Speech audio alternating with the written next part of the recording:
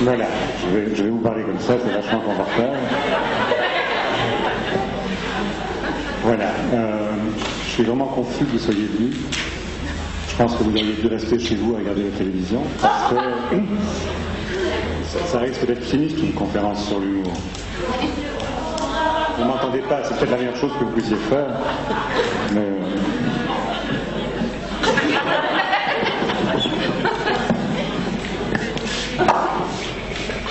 Comme ça, vous m'entendez?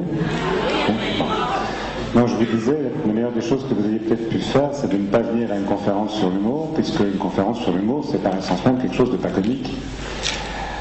Et d'ailleurs, à barre de tête, j'ai bien raison. L'idée fondamentale, c'est d'essayer de... Ça, je suis très heureux qu'il y ait vraiment quelqu'un qui va écouter. Je ne sais pas comment s'appelle ce bébé, mais c'est une très bonne idée. La question que je me suis posée en venant et en voyant ce lieu, c'était au fond qu'est-ce qui m'a pris de proposer à quelqu'un d'extraordinairement charmant, qui est Nathalie Leplat, qui est la dame qui m'a contacté au nom de Chaloupe et à qui il est absolument impossible de refuser quoi que ce soit, tellement elle est charmante. Et donc elle m'a invité à faire une conférence, elle m'a dit de quoi voulez-vous parler? Et on est tombé d'accord sur l'idée de parler de l'humour. Et je me suis vraiment posé la question, mais qu'est-ce qui fait que je me suis interrogé par rapport à ça? Et j'ai trouvé deux raisons principales personnelles sur lesquelles je vais me permettre de d'abord m'arrêter. La toute première, c'est un événement personnel, les deux d'ailleurs. Un soir, je suis invité par une amie d'enfance que j'aime énormément, qui est une femme extrêmement sympathique, mais qui a commis une seule erreur dans sa vie, c'est qu'elle a épousé un homme que je n'aime pas. Et que, communément, plusieurs amis et moi-même trouvons très con. Et peut-être avez-vous dans votre environnement, vous aussi, de ces amis qui ont épousé quelqu'un avec lequel il n'est pas toujours facile de cohabiter, mais comme vous aimez bien un des morceaux du couple, vous fréquentez quand même de temps en temps. Et un soir, on était à table, elle, son mari, donc le monsieur en question, moi, d'autres amis et nos enfants. Et à l'époque, mes enfants, les leurs, avaient 5-6 ans. Et à un moment, vous savez, les mystères de l'éducation des enfants, c'est quelque chose de très profond. Un jour, à un moment, un des enfants de cet ami vient et dit « Papa, dis-moi un peu, les jambons, ça vient de où ?» Pourquoi à ce moment-là? Et nous sommes autour de la table, on a mangé, on a donc un peu bu, on a donc une vigilance modeste. Et il dit « Ça vient de grotte ». Et là, il y a un moment de sidération autour de la table. Ça confirme le diagnostic, il est vraiment con. Et on ne va pas plus loin, et il explique, il dit, tu vois, il y a des grottes à jambon. Et il y a des mineurs qui, avec des piolets, arrachent les jambons. Et puis ils sortent sur des wagonnets. On ne sait pas où il est parti. On le regarde avec un désespoir profond, on ne fait rien. Et c'est là mon regret, c'est la raison pour laquelle je suis là ce soir. J'ai rien fait, je me le reproche énormément, parce que donc le gamin, il avait posé une question tout à fait importante, d'où viennent les jambons, c'est crucial. Et il avait une réponse totalement inadéquate, et nous, sous des prétextes divers, notamment la lâcheté, on n'a rien fait. Et puis il est parti. Il est allé à l'école quelques jours plus tard, et dans le mois qui a suivi, il est rentré chez lui, assez désespéré. Il a regardé son père et il lui a dit « connard ». Alors on est toujours déçu par son père, mais à 5 ans c'est tôt. Qu'est-ce qui s'est passé? Ce qui s'est passé, c'est que ce gamin est arrivé à l'école et on a parlé des jambons. Alors le hasard malheureux a fait qu'on a parlé des jambons et il y a quelqu'un qui a dit, le prof a dit, qui sait d'où viennent les jambons? Et il a dit moi, de grotte. Et il s'est passé ce que vous pouvez imaginer, c'est-à-dire qu'il s'est senti ridicule. Fondamentalement ridicule parce qu'il a commencé son explication, puis on s'est moqué de lui. Et il s'est rendu compte qu'on s'était... La première personne qui s'était moquée de lui, c'était son père. Son père qui voulait rire. Alors il avait raté son coup à tous les niveaux. Et moi je m'en suis beaucoup voulu de n'avoir strictement rien dit, parce qu'au fond d'une bourrade, j'aurais pu simplement dire « allez, tu déconnes », et on aurait pu passer à autre chose. Mais j'ai rien fait. Et donc je m'en veux. Ça, c'est la première pierre de construction de ma présence chez vous ce soir. Et la seconde, c'est le lieu qui m'inspire. Quand je suis rentré dans la pièce, j'étais touché par le côté un peu solennel de la pièce. Et je me suis souvenu d'un épisode personnel. Un deuxième, et puis je commencerai à parler sérieusement. C'est une messe d'enterrement. Alors la pièce m'a fait penser à une église. Bon. Et c'est une amie très triste qui enterre son père. Et je suis au premier rang, c'est une amie collègue. Et donc... j'assiste à l'office. Et c'est un curé moderne qui organise le rituel. Et donc il a des paroles qui sont très, très difficiles pour moi à entendre. Il est dit, la mort c'est un moment de joie, c'est un moment de passage, enfin des choses très délicates, très difficiles, un peu en désaccord avec mes valeurs personnelles. Et sur la gauche, il y a une chorale. Donc lui, il est devant l'autel, il regarde l'assemblée, et vous savez que dans les églises, il faut se lever, s'asseoir, se lever, s'asseoir. Et il y a sur sa gauche une chorale, et devant la chorale, il y a la première choriste. Et elle a le même problème que moi, le micro n'est pas adapté à sa taille. Elle est grande et le micro est bas. Et donc la choriste, le chœur principal, quand il dit Dieu est amour, la chorale reprend Dieu est amour, et puis elle dit Dieu est amour. Mais comme elle est trop basse, elle est dans une position qui fait que son derrière ressort un peu. Et imperceptiblement, durant l'office, elle se met à danser. C'est-à-dire qu'au moment où elle dit Dieu est amour, elle balance derrière. C'est totalement inadéquat, ça lui échappe complètement. Mais comme il y a une tension énorme dans cette église et que ce moment est tout à fait crucial, au moment où elle dit ça, je regarde et tout à coup mon regard tombe sur ce déhanchement et j'ai vraiment envie de rire. Mais on peut absolument pas. Donc je me retiens. Et puis ça passe. Mais naturellement, mon regard est attiré une seconde fois au moment où elle dit Dieu est bonheur, et pom pom pom, elle délange derrière. Et de nouveau, j'ai envie de prendre un fou rire. Donc de nouveau, je me concentre et je me dis, je vais regarder ailleurs. Et je regarde ailleurs et je commets l'erreur de regarder dans ma file et je tombe sur un copain qui est dans le même état que moi. Et donc sa rétention et ma rétention s'amplifient et tous les deux on est pris d'une envie folle d'avoir un éclat de rire partagé, et là absolument impossible, donc je me concentre de toute mon énergie sur mes chaussures et j'y arrive.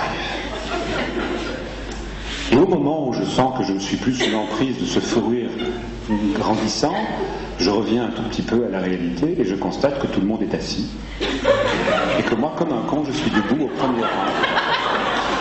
Et tous mes copains me diront, on ne savait pas que tu avais cette dimension mystique, il paraît que je suis resté plus de 5 minutes droit comme un i alors que tout le monde était assis.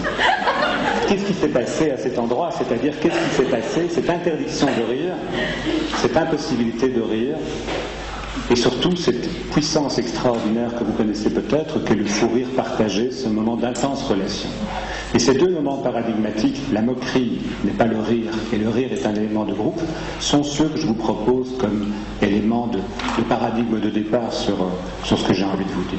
En fait, pour vous parler de l'humour dans la relation parent-enfant, il faut d'abord que je vous parle de la relation parent-enfant. En fait, on peut se poser la question de savoir à quoi ça sert d'avoir une famille. Une famille, c'est un lieu qui a la capacité de transmettre la capacité de transmettre. Une famille, ça sert à transmettre la capacité de transmettre. Vous savez qu'un enfant qui naît, au moment où il sort du ventre de sa mère, n'est pas encore un enfant. Il naît, la naissance est là. Mais l'acte de devenir un être humain est un acte beaucoup plus compliqué, qui va prendre énormément de temps. Et justement, il y a peu de temps, j'assistais à une situation dans une supervision d'équipe. Je supervise dans le sud, ailleurs, une équipe où il y a un chef éducateur tout à fait impressionnant qui a des cheveux noirs et dont la pointe est blonde. Et je pensais que c'était un caprice capillaire. Mais en fait, c'est pas du tout un travail de coiffeur, c'est naturel. Bon. Et puis, il a engagé dans son équipe, il y a 6 mois, un jeune éducateur. Et ce jeune éducateur est marié à une femme enceinte qui, quelque temps plus tard, accouche. Et toute l'équipe va à la maternité féliciter le collègue, féliciter la mère et accueillir le bébé. Et au moment où ils rentrent dans la salle, dans la pièce ou dans la chambre, et qu'ils regardent le bébé, ils font « Oh, comment s'est passé l'accouchement ?» Pas un mot sur le bébé, parce que le bébé il a des cheveux noirs avec la pointe blonde. Et donc ils sont très très embarrassés. Pourquoi? Parce que quand un enfant vient au monde, la toute première chose qu'on fait avec cet enfant, c'est tenir à son propos un discours qui dit qu'il est semblable. On va dire qu'il est comme son père, comme sa mère, comme son grand-père, comme son grand frère. On va l'inscrire dans un discours qui est un discours de ressemblance, du fait d'être du même. Et donc un discours qui parlera d'appartenance. La première chose qu'on fait avec un être humain, c'est l'inscrire dans le discours du même.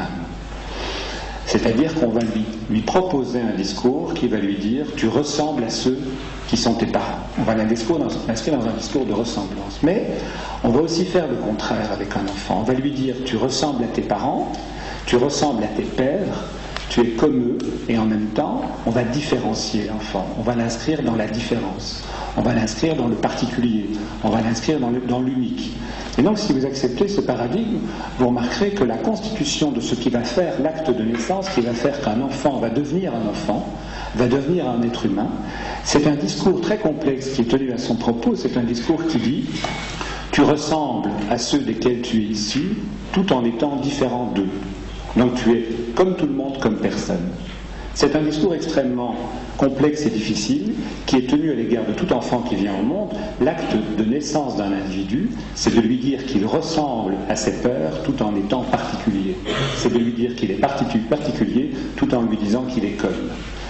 Et donc, c'est cette torsion particulière entre l'idée d'être semblable et différent qui va permettre à l'enfant d'accéder à une capacité de penser et une capacité de se penser.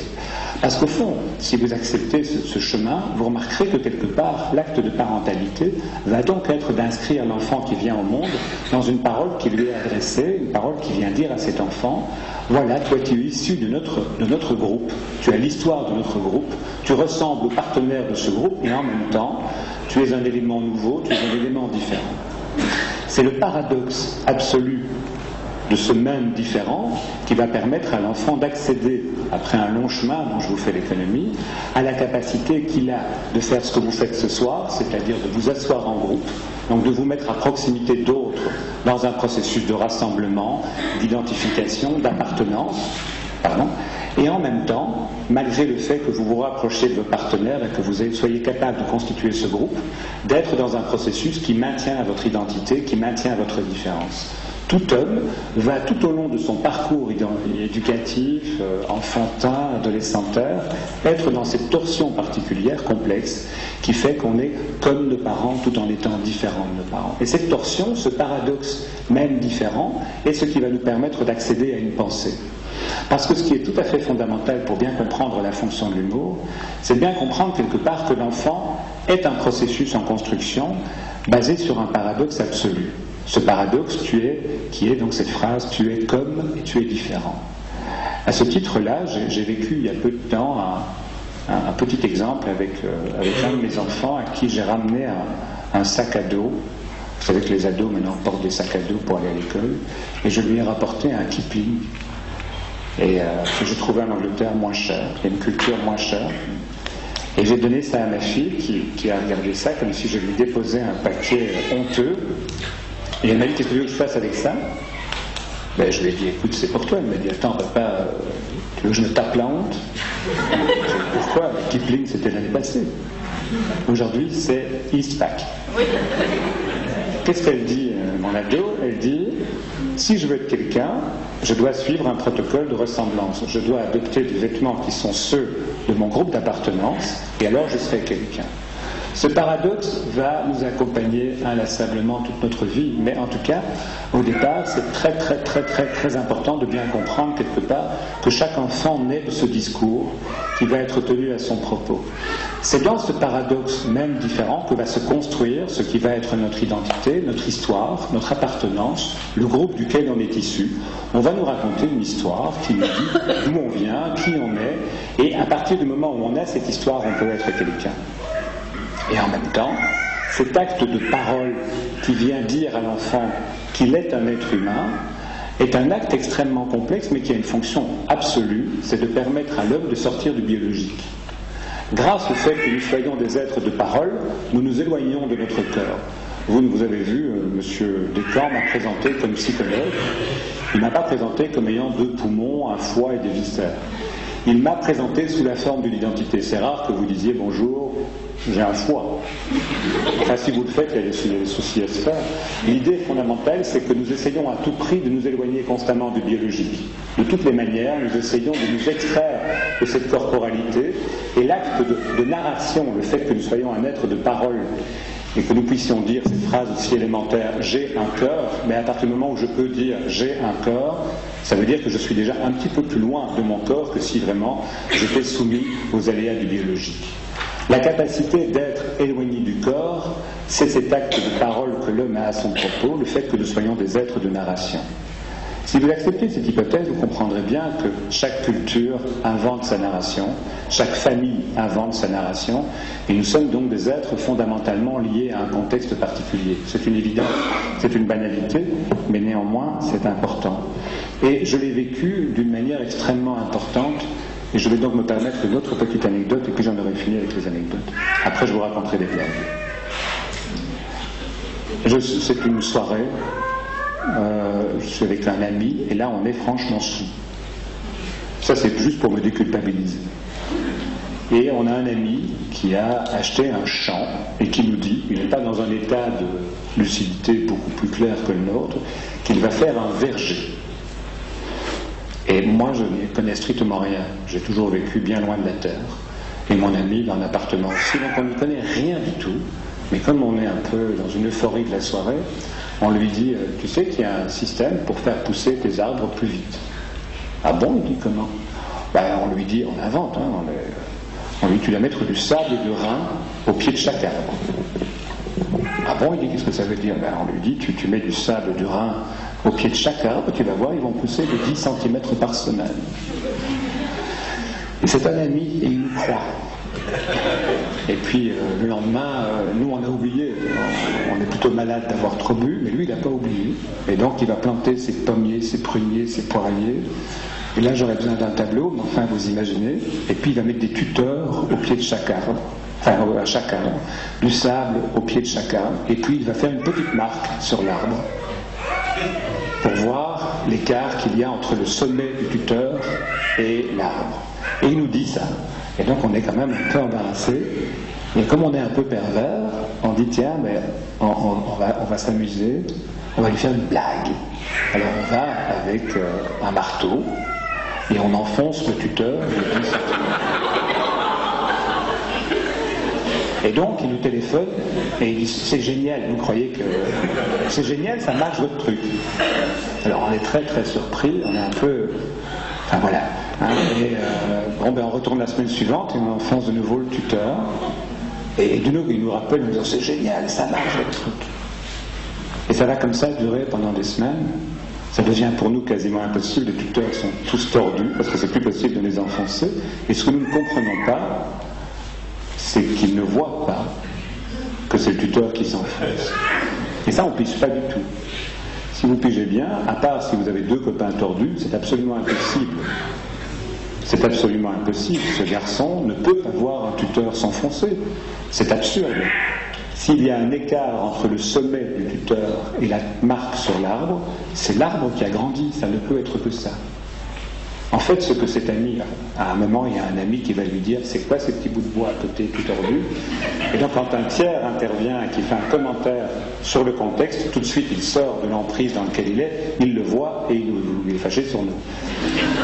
Ça nous a coûté tous les arbres parce que le sable ça tue les arbres et donc on a dû remplacer tous les arbres et on a eu quelques mois de froid. On s'est rétabli. Je crois que ça va.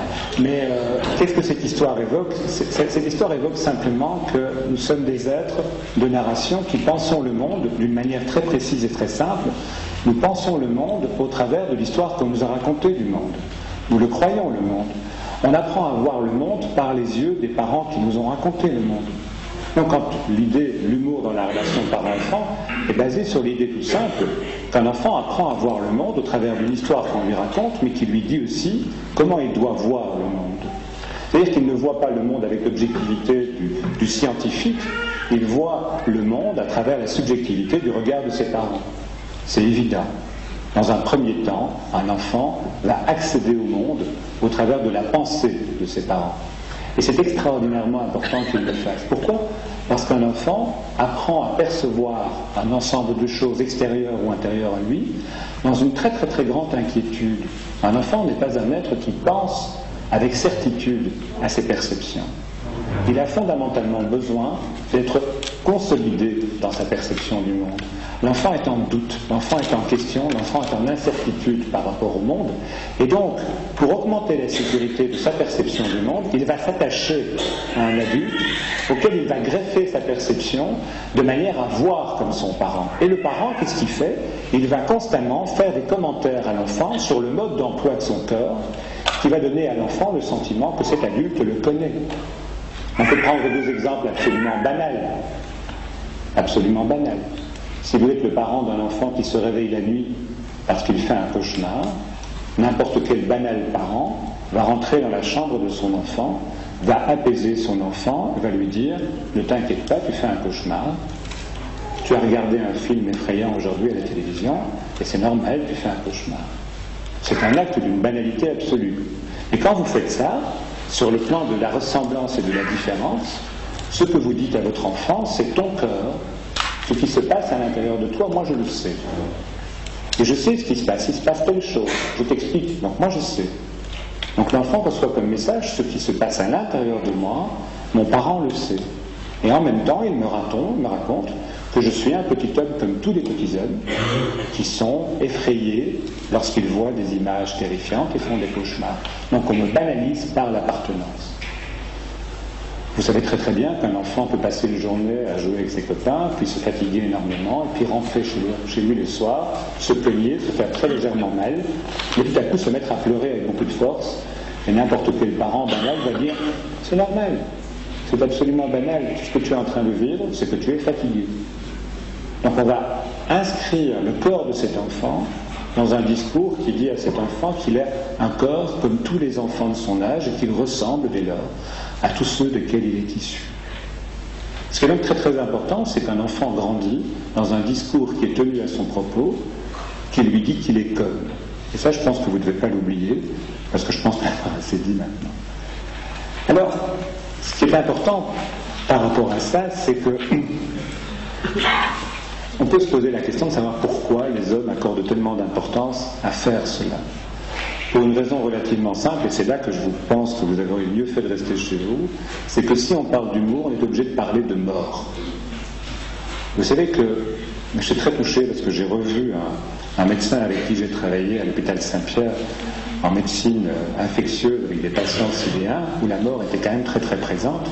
Une des choses extrêmement importantes, c'est comment se débrouille-t-on avec l'idée qu'à tout instant nous sommes à l'instant unique et précis de notre mort. Vous savez que chaque homme, à l'instant même où il est au moment ultime de sa vie. Ça, c'est juste pour vous mettre dans l'ambiance. L'idée fondamentale, c'est que nous nous promenons tous avec une stratégie extrêmement complexe qui consiste à nous éloigner le plus possible de la mort.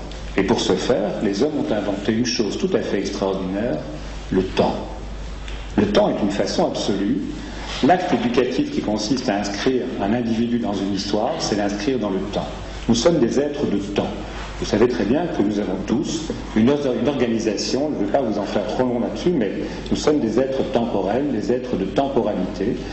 Quand on nous raconte une histoire et qu'on nous dit qu'on a des gens qui nous précèdent, qu'on a une histoire, qu'on a un futur, ce que l'on fait, c'est que l'on s'arrange pour nous faire croire que l'homme a une durée. C'est extraordinairement important, cette capacité que l'homme a de s'extraire de l'instantanéité de sa vie et de produire quelque chose de très complexe sur lequel je ne vais pas m'étendre, qui est le temps qui passe. Au fond, quand les parents que nous avons nous racontent une histoire, ce qu'ils font, c'est qu'ils nous inscrivent dans le temps. En nous inscrivant dans le temps, ils nous confèrent une histoire, ils épaississent l'instant, et en faisant ça, ils nous font rentrer dans une métaphore absolument extraordinaire, la durée. Nous avons une durée. Donc nous savons que nous allons mourir, mais plus tard. Cette mort est là, mais plus tard. On n'y est pas de manière constante et imminente. À toute seconde, on se dit pas « ouais, j'ai vécu une seconde de plus ». Et pour ce faire, quelque part, madame, oui, est d'accord, mais sinon, quelque part, ce qu'on fait, c'est qu'on va épaissir le temps, on va lui donner de la texture, on va inventer toute une série de phénomènes qui peuvent tourner autour de la durée. Et c'est là que l'humour va prendre toute son importance. Je parle jusqu'à quelle heure? Parce que là, j'ai fini mon introduction.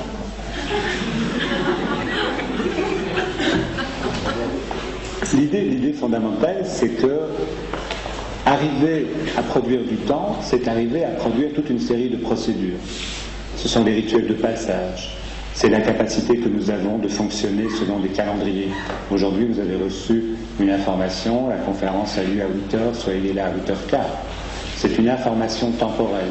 Vous êtes organisé dans le temps. Le temps devient une texture. Vous savez qu'un des rituels les plus importants, c'est les anniversaires. C'est un des derniers rituels qui existent dans notre société. On peut quand même très fortement s'inquiéter de savoir à quoi il sert, parce que chaque fois qu'on vous fête votre anniversaire, c'est pour vous dire quelque part que vous avez vieilli d'un an. Donc on vous donne plus de durée. C'est quand même bon. Je ne vais pas m'étendre très fort là-dessus. Mais l'idée fondamentale, vous savez que le temps est par essence même irrationnel. Il y a un proverbe chinois. Tout à l'heure, j'ai entendu un proverbe chinois qui dit qu'une nuit d'amour peut paraître bien courte comparée à l'instant où on a le doigt coincé dans une portière de voiture et qui peut paraître une éternité. Chaque famille, chaque groupe humain va inventer sa perception du temps. Si vous allez dans un home de personnes âgées, ou si vous allez dans une école gardienne, si vous allez dans une équipe psychosociale, ou si vous allez dans une prison, le temps qui passe, l'impression du temps qui passe est très différente. Chaque groupe humain invente son échelle particulière, sa texture du temps. Si vous êtes dans un service qui travaille dans l'urgence, vous n'avez pas une même temporalité, une même sensation de temps qui passe que si vous allez, je ne sais pas moi, dans une prison. Vous avez déjà remarqué que les soirées que vous passez avec des gens que vous aimez bien sont courtes, alors que les soirées que vous passez auprès de personnes ennuyeuses sont très longues. C'est pour ça que je me permettais de m'inquiéter de savoir combien de temps je passe. Quand vous donnez une conférence, vous savez que c'est un rituel extrêmement important de percevoir les premiers bâillements. Toujours un moment important, ça signifie que vous commencez à être un peu long. Mais ça va encore. Ce qui est plus inquiétant, c'est quand la personne bâille et discrètement essaye de regarder sa montre. Là, c'est que vous êtes en train de les perdre. Quand ils regardent leur montre, qu'ils la secouent, et qu'ils regardent la montre du voisin, vous les avez perdus. C'est foutu. L'idée, c'est que chaque groupe humain invente le temps qui passe. Mais le temps a un sens. Le temps va dans une direction. Et c'est là que l'humour va nous intéresser d'une manière absolue. Donc si j'essaie de résumer mon introduction, pour vous parler d'humour, je dois vous parler de la capacité qu'un être a d'accéder à la capacité qu'il a de se penser au travers d'un discours qui lui est tenu, un discours qu'il inscrit dans le temps, au travers d'un double mouvement, d'une torsion paradoxale. Il est comme tout le monde, comme personne. Ce temps est une métaphore qui nous permet de nous extraire du biologique, d'entrer dans le social et de nous donner donc une impression de durée en nous installant dans cette impression que le monde a un sens. Alors c'est là que je vais maintenant me permettre de parler d'humour en vous racontant une petite anecdote de nouveau qui est une histoire de blague. J'avais, il y a 3-4 ans de cela, une conférence à devoir à un ami qui m'avait sauvé la vie en en donnant une à ma place. Il m'a dit, écoute, tu dois me remplacer. Et j'ai donc été donner une conférence au Collège Saint-Michel à Bruxelles. Le Collège Saint-Michel à Bruxelles est un endroit où on pense d'une manière très, très bonne.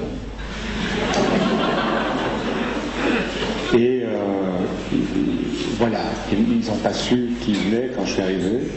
Et je me suis permis une blague. Ils ne me réinviteront pas. Et la blague, c'est quelle est la différence qu'il y a entre une hermine et un ramoneur? Savez-vous cela? Non. Alors, une hermine, c'est un animal tout blanc, avec une queue noire. Le ramoneur, c'est un monsieur tout noir, avec une petite échelle sur le dos. Alors, si je me permets cette blague, c'est pour vous montrer que, en fait, probablement que certains d'entre vous, pas tous, n'ont pas terminé la blague comme moi. C'est-à-dire que, quelque sorte, ce que vous avez fait, c'est quand j'ai dit c'est un monsieur tout noir, vous avez complété d'une autre manière qu'une petite échelle sur le dos. C'est-à-dire que ce que vous avez fait, c'est que vous avez fait fonctionner ce que j'ai essayé d'appeler comme étant le mode d'emploi que vos parents ont déposé sur vous en vous inscrivant dans la temporalité. C'est qu'à partir du moment où nous sommes inscrits dans le temps, nous allons produire une prédiction. Et la prédiction temporelle a une fonction essentielle d'abaisser le seuil d'angoisse. Lorsque vous prenez un jeune enfant et que vous le mettez au sommeil, il vous fait vivre quelque chose d'extrêmement important. Il vous demande que vous lui racontiez une histoire. Et très troublante, de manière très troublante, il vous demande que vous lui racontiez toujours la même histoire. Et on peut se poser la question parce que c'est assez ennuyeux. Vous devez tous les soirs lui raconter la même histoire. Or, c'est en fait un rituel extrêmement apaisant, puisque l'enfant à qui vous racontez la même histoire tous les soirs, au fond, lorsque vous commencez l'histoire, lui, il sait comment elle va se terminer. Et quand vous racontez cette histoire à ce jeune enfant, vous le voyez de sa bouche réciter le texte qu'il connaît par cœur. Et si vous essayez de sauter une page, il ne vous rate pas. En disant non, attends, reviens un peu, raconte-moi l'histoire intégralement, je la connais. Vous vous rendez compte le moment de bonheur et de jouissance de ce jeune enfant qui est en groupe et qui va se retrouver seul, qui est dans le noir, dans la lumière, qui va se retrouver dans l'obscurité, qui est dans l'éveil, qui va passer au sommeil. C'est un moment plein d'angoisse. Il ne sait pas trop ce qui va lui arriver. Mais si on lui raconte une histoire qu'il peut anticiper, cet enfant a le sentiment extraordinaire qu'il sait ce qui va arriver plus tard. C'est ça le remède des hommes par rapport à la mort, c'est que nous pouvons faire des prédictions. Et l'humour vient se glisser à cet endroit précis où nous sommes capables d'inventer une prédiction. Quand je vous raconte le ramoneur à une petite échelle sur le dos, je viens casser radicalement la prédiction que vous aviez faite. C'est-à-dire que vous étiez parti sur quelque chose qui ressemble à un ramoneur, c'est un monsieur tout noir avec une queue blanche. Enfin, j'imagine que certains, non. Oui. Et vous pas. Si, vous aussi. Pourtant, vous n'avez pas changé de couleur. L'idée, c'est que vous aviez donc anticipé mon protocole. Et l'anticipation, c'est la fonction première que les hommes ont. Lorsqu'ils sont dans le temps, ils sont capables d'inventer ce futur. Ma grand-mère, qui m'a élevé, m'avait proposé un protocole très simple que je vous invite à faire, mais je n'ai jamais rencontré personne capable de le faire ou d'accord de le faire. C'est qu'on lisait l'horoscope et on choisissait le signe bon pour la journée. Donc aujourd'hui, moi j'ai pris Capricorne aujourd'hui, c'est je vais faire une rencontre sympathique. C'est ce que j'ai trouvé pas mal. Hier, j'étais Poisson. Si vous écoutez bien ce que vous dit, vous connaissez probablement le sketch de Pierre, Raymond DeVos, qui roule en voiture et il finit son horoscope et il dit risque d'accident, et il y a un accident, il dit c'était marqué. C'est-à-dire quelque part que l'homme a fondamentalement besoin, pour abaisser son seuil d'angoisse, de disposer d'un outil qui lui prédit le futur, qui lui dit dans quoi il va être. Et cette anticipation est un abaissement d'angoisse.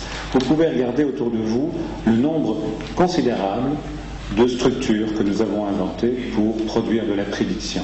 L'horoscope n'en est que la métaphore, les 10 heures de bonne aventure n'en sont qu'une métaphore, et les blagues, l'humour, vient casser cette prédiction, c'est-à-dire vient montrer combien ce que nous pensons doit être relativisé. Parce que la première fonction de l'humour, c'est de nous permettre de nous rappeler tout bêtement que nous ne sommes que des hommes.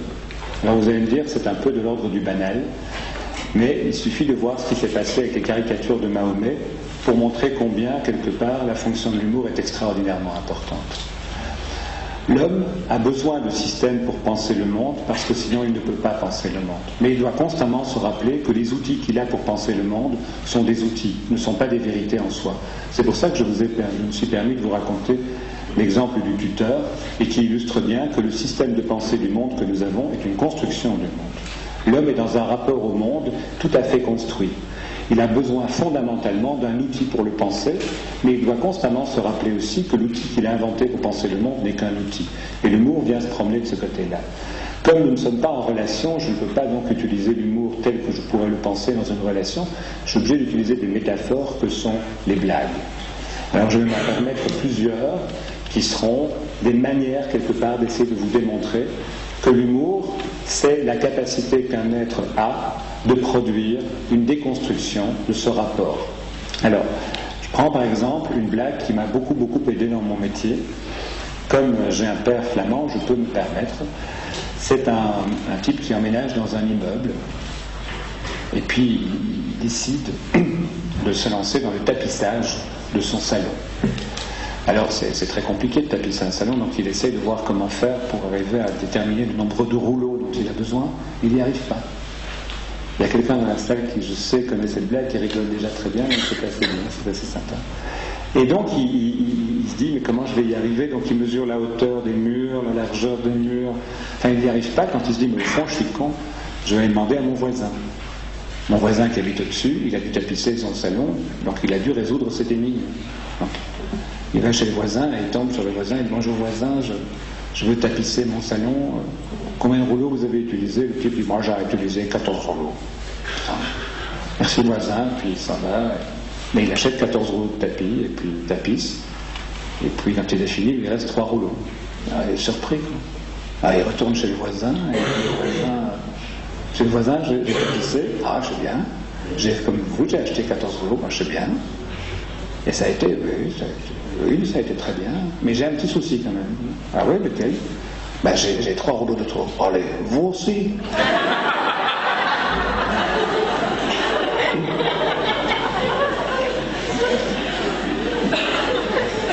Vous remarquez que dans cette blague, ce que j'essaie de mettre en scène, c'est la métaphore que j'essaie d'imaginer, qui est que, quelque part, on fait une prédiction qui est cassée dans la répétition. C'est ce qui naturellement touche le plus les hommes. La première fonction de l'humour, c'est cette déconstruction. La deuxième fonction de l'humour se promène du côté de l'insolence. L'insolence, comme vous le savez, c'est un mot qui est synonyme, qui est de la même famille qu'insolite ou qu'insulte, et ça vient de solaire, insolere. Solaire en latin, ça veut dire prédire. Ça veut dire produire de l'habitude. Donc, insolence, c'est sortir de l'habitude. L'insolence, c'est choquer, c'est produire du neuf, produire de l'altérité, produire de l'imprévu. Donc, c'est se promener d'une autre manière du côté de la, de la prédiction, c'est de déconstruire par la production d'imprévu. C'est de casser les phénomènes de durée et de répétition. Alors, j'ai noté comment vous la racontez, cette blague, mais je ne me souviens plus maintenant. Alors, je ne sais plus du tout, c'est dommage. Ça va revenir. La troisième fonction de l'humour, c'est de rendre pensable l'impensable. Donc, la première des fonctions, c'est de sortir de la prédiction. La deuxième des fonctions, c'est de sortir de la durée. Et la troisième fonction, c'est de rendre pensable l'impensable. Bon, l'exemple le plus classique, naturellement, dans la culture, c'est l'affaire Julie et Mélissa, où, naturellement, on est confronté à un moment de notre histoire sociale particulièrement terrifiant. Un homme a tué, violé, détruit, déchiré, massacré des jeunes filles.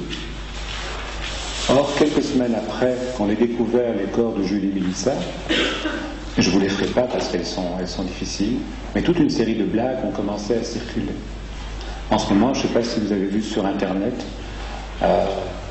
il y a une petite blague qui circule où on voit un coq derrière un clavier d'ordinateur et sa femme qui est une poule à côté qui lui dit naturellement qu'il y a des virus, n'arrête pas de te produire du côté des sites de poules, et c'est une blague qui parle de la grippe aviaire.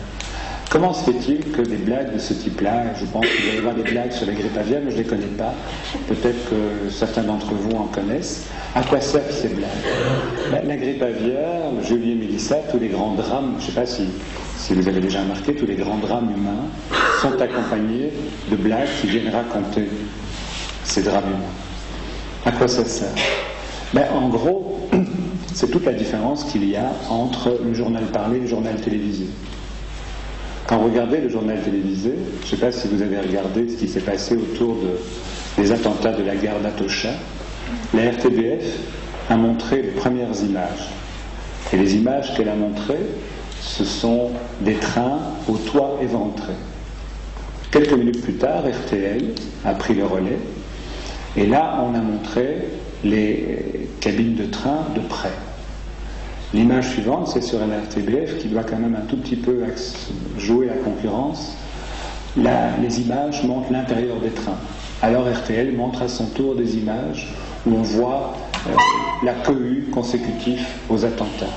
Et pour finir, la dernière image qu'on voit, c'est un corps totalement déchiqueté sur le ballast. Et à ce moment-là, il y a une image qui passe sur RTL qui a choqué énormément de gens, où on voit un petit enfant qui est emporté, dont un des pieds est arraché.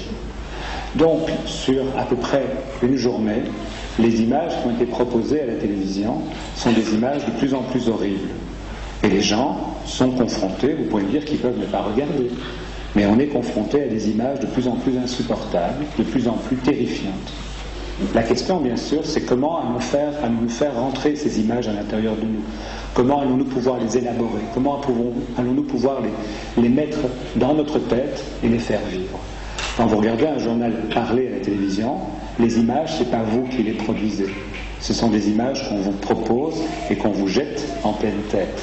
Il y a un côté intrusif. L'image rentre à l'intérieur de nous et elle va commencer à devoir se débrouiller à l'intérieur de nous pour trouver sa place. Par contre, si je vous raconte une histoire, les images que vous allez utiliser pour colorer l'histoire que je vous raconte, ce sont les images qui sont déjà dans votre tête. Ce sont les images à vous. Si je vous raconte une histoire, vous allez historiciser cette histoire, vous allez la mettre en image en utilisant le patrimoine imaginaire qui est le vôtre.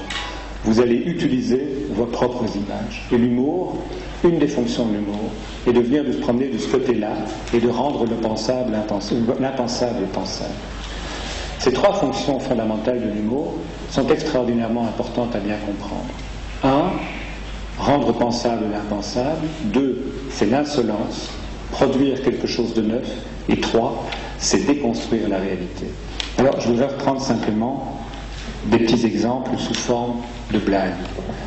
Je rentre de Mauritanie et je vois que les gens qui vont ici vont au Niger. Et en Mauritanie, il y a une blague qu'on raconte. C'est un gars qui s'amène chez un fabricant de faux passeports et il lui dit tu peux me faire un passeport? Oui, bien sûr. Ouais. Comment je fais? Tu m'amènes une photo et tu choisis un nom. Ah bon, je peux prendre le nom que je veux? Il dit oui. Comment tu veux t'appeler? Leonardo DiCaprio. Ah bon, il fait un passeport, et puis un passeport avec une gueule de black, et puis Leonardo DiCaprio, puis il arrive à Marseille. Et là, il y a le douanier qui prend là, le passeport, qui regarde le type, qui regarde le passeport, qui regarde le type, puis qui lui dit Marcel, ouais, le Titanic, ouais, il a brûlé ou il a coulé? Blague qui est racontée aujourd'hui en Mauritanie, où il y a une épidémie de choléra, il y a un exode rural absolument infernal, et où ce qui est le plus terrifiant, c'est qu'on n'est pas sûr d'avoir à manger tous les jours. Et donc c'est un Mauritanien qui me raconte cette blague. Qu'est-ce qu'il fait en faisant ça? Il me raconte quelque chose qui est une métaphore du côté de l'impensable. C'est-à-dire, quelque part, sa situation d'être un black, à ce titre-là, de devoir rester dans un pays qui crève de faim, et de ne pas trouver une solution pour rentrer. Mais en même temps, on en rigole. C'est-à-dire, quelque part, cette image, on peut plus la laisser rentrer à l'intérieur de nous. Seulement, quelque part, si vous acceptez tout ça, vous avez la fonction de l'humour. Maintenant, comment est-ce qu'on peut essayer de mettre cet humour et les parents ensemble? Et c'est là, naturellement, que toute la difficulté est. C'est tout à fait important. C'est tout à fait important de rire. C'est tout à fait important d'utiliser l'humour. C'est tout à fait important. Et ce matin, quand j'étais à la radio et que les auditeurs réagissaient, tous disaient « Oh oui, c'est fondamental d'avoir de l'humour, c'est fondamental d'avoir de l'humour. » Ok, mais il faut faire vachement attention, parce que l'humour, c'est un outil extraordinairement dangereux et difficile. Peut-être que vous connaissez cette blague, d'ailleurs, celle de Johnny avec son fils David. C'est David et Johnny qui sont sur la plage à Saint-Tropez. Et à un moment, il y a David qui dit à son père « T'as vu, papa? Des bateaux. » Et Johnny qui dit « Ah, que c'est pas des bateaux, c'est des yachts. »« Oh, c'est des yachts, papa. Ouais, c'est des yachts. » Ah, dit David. Et t'écris ça comment, yacht? Johnny qui dit ah, que t'as raison, c'est des bateaux.